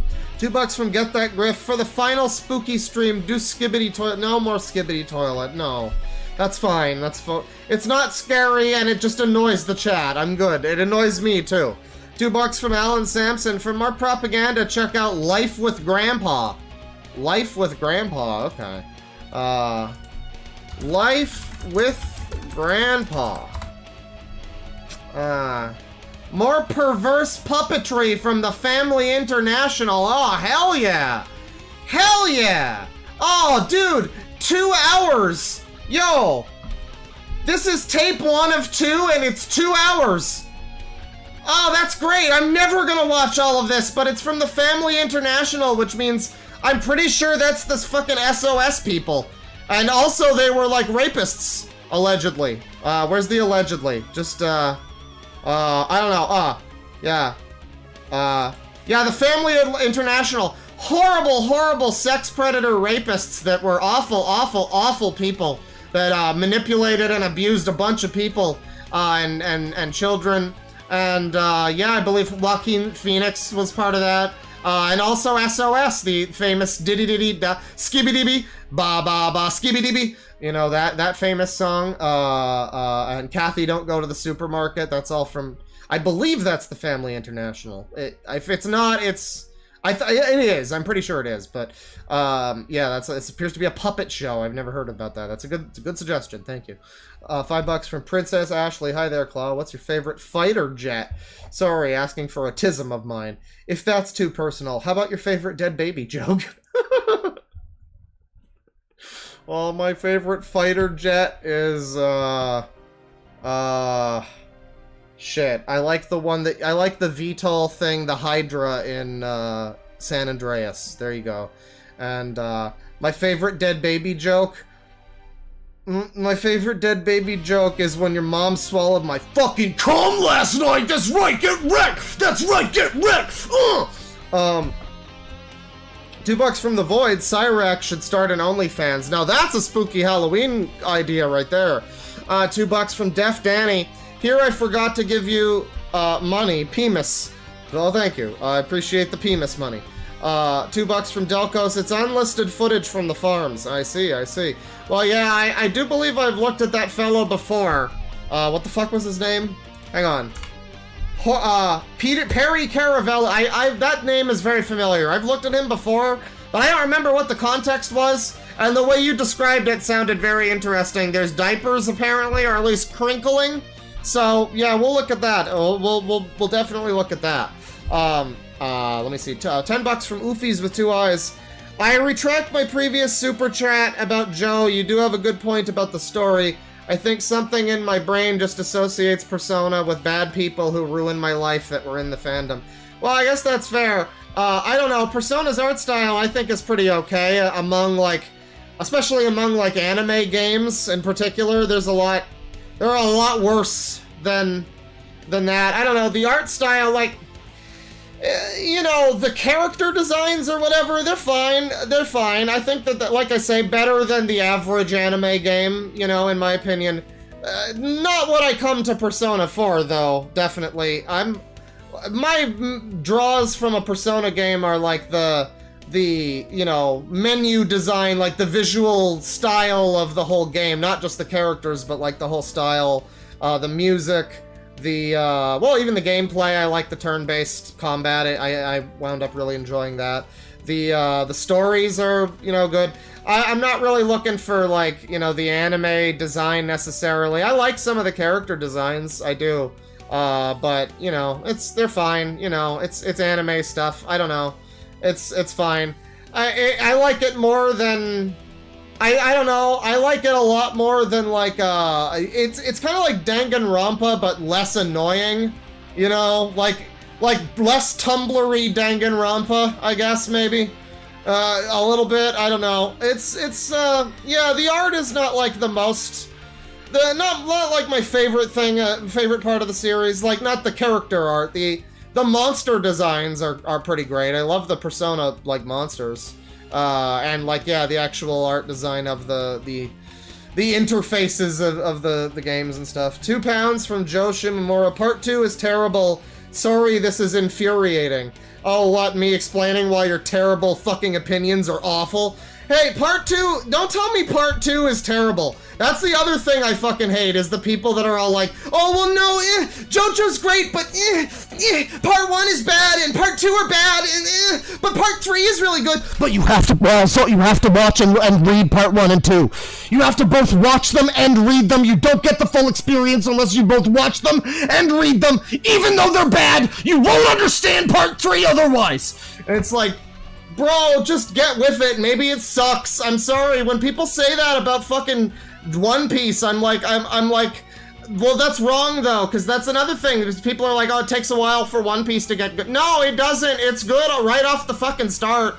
Like, you get people that go, oh, yeah, like, East Blue is a little slower, or whatever, but it's not bad, and it's not like there's so many people, like there are with Part 1 of JoJo, that just go, yeah, just skip it, it doesn't matter, it sucks, it's boring, it sucks. It's old and sucks, and Araki sucked back then. It's no, don't judge JoJo based on that. And it's like, well, maybe I like some of that, and I don't like as much of some of the later stuff. And then 2, you're telling me like, oh, Part 2 is terrible. I know a lot of people who like Part 2.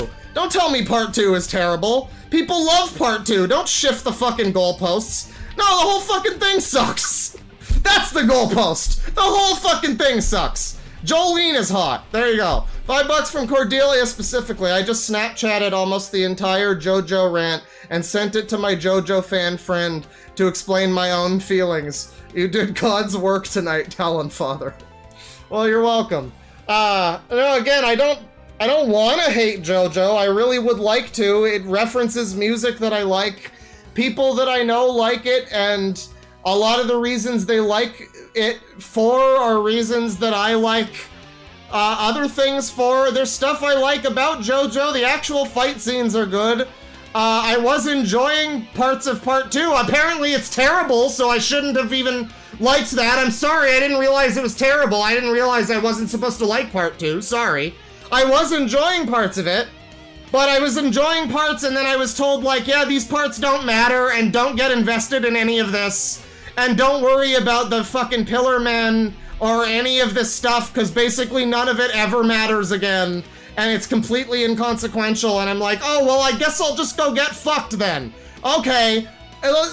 Yeah, the reason I hate JoJo is because I actually started to make the mistake of liking JoJo. And it turns out what I liked of it was Part 2 is terrible. Oh, sorry, I didn't realize. My enjoyment was wrong. Tell me which part of the series I'm supposed to start enjoying then. Obviously not the first 2 parts that I have to mandatorily watch and read. No, not those. But is it Part 3? Is that when I'm allowed to start liking it? Is that when it's worth it to start getting invested? I don't know, man. It's like you watch One Piece, you read it, everything from fucking issue 1 matters. And it will always matter, and if it doesn't, it's like, well, it doesn't matter to the main story, but it matters to the overall world and, like, you know, set dressing, you know? And JoJo is just a bunch of fucking shit. It's just a bunch of fucking shit. I wanna like JoJo, man. It's just a shame. It's just a shame. Anyways, the spookiest thing about today's stream was my opinions about JoJo. We've gone for a while. We're almost at midnight. I was trying to end this stream like an hour ago or something, but you know, we've gone for a bit. I thank you all for stopping by. I'll see you next time on a non-spooky stream. Take it easy, everybody. Big ol' hearty, chufty penis.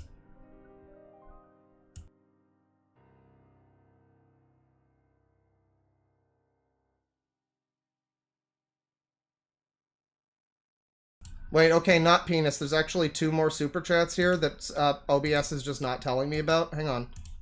There's like 10 bucks from Cordelia specifically, since we're on the topic of SMT or SMK and Persona. You mean SMT? SMK? Atlas made a precursor prototype game that I feel like me and only like 10 other people have played. It's called Thousand Arms. Do you know it? Precursor prototype game? I don't know what you're like a prototype to what? SMK? SMK? Shin Megami Kensei? If I'm just high and out and we were talking about that just a minute ago, I don't know what you're specifically talking about. I know of Thousand Arms. I don't know that it's a specific precursor or predecessor to anything. I know that it's like kind of a people have said it's like not a great 360 era JRPG, but like, you know, a lot of people were picky in that era. I don't know, it could be good. I've been meaning to maybe play it at some point. I didn't know Atlas made it. I didn't know it was at all related to SMT or anything even. I'll probably check it out under that directive. And then 576 from Exiled Postman. It bugs me that the characters in JoJo just sit there while their stands do all the fighting now. Well, I mean, I didn't even get to the fucking stands, you know? Like, I didn't get to the stands. I got to the parts where it was like... them fighting, like, Santana and all of them, the dudes that came out of the fucking ruins or whatever. And... oh yeah, friend character just ate it. But that was where I left off on JoJo. Friend character died. Like, the blonde guy, he died. Or whatever happened to him. Maybe he isn't dead, I don't know. But he, like, you know, sacrificed himself or whatever. And, yeah, they were using, like, Hamon powers. I don't know, I like the Hamon thing when they were doing that. Again, part of why I hate JoJo is because, from what I understand, everything that I like about it is the stuff that got completely abandoned in favor of a bunch of things that I so far have not necessarily liked or even really been, like, privy to. Like, I don't know, like, it apparently completely changes by part 3.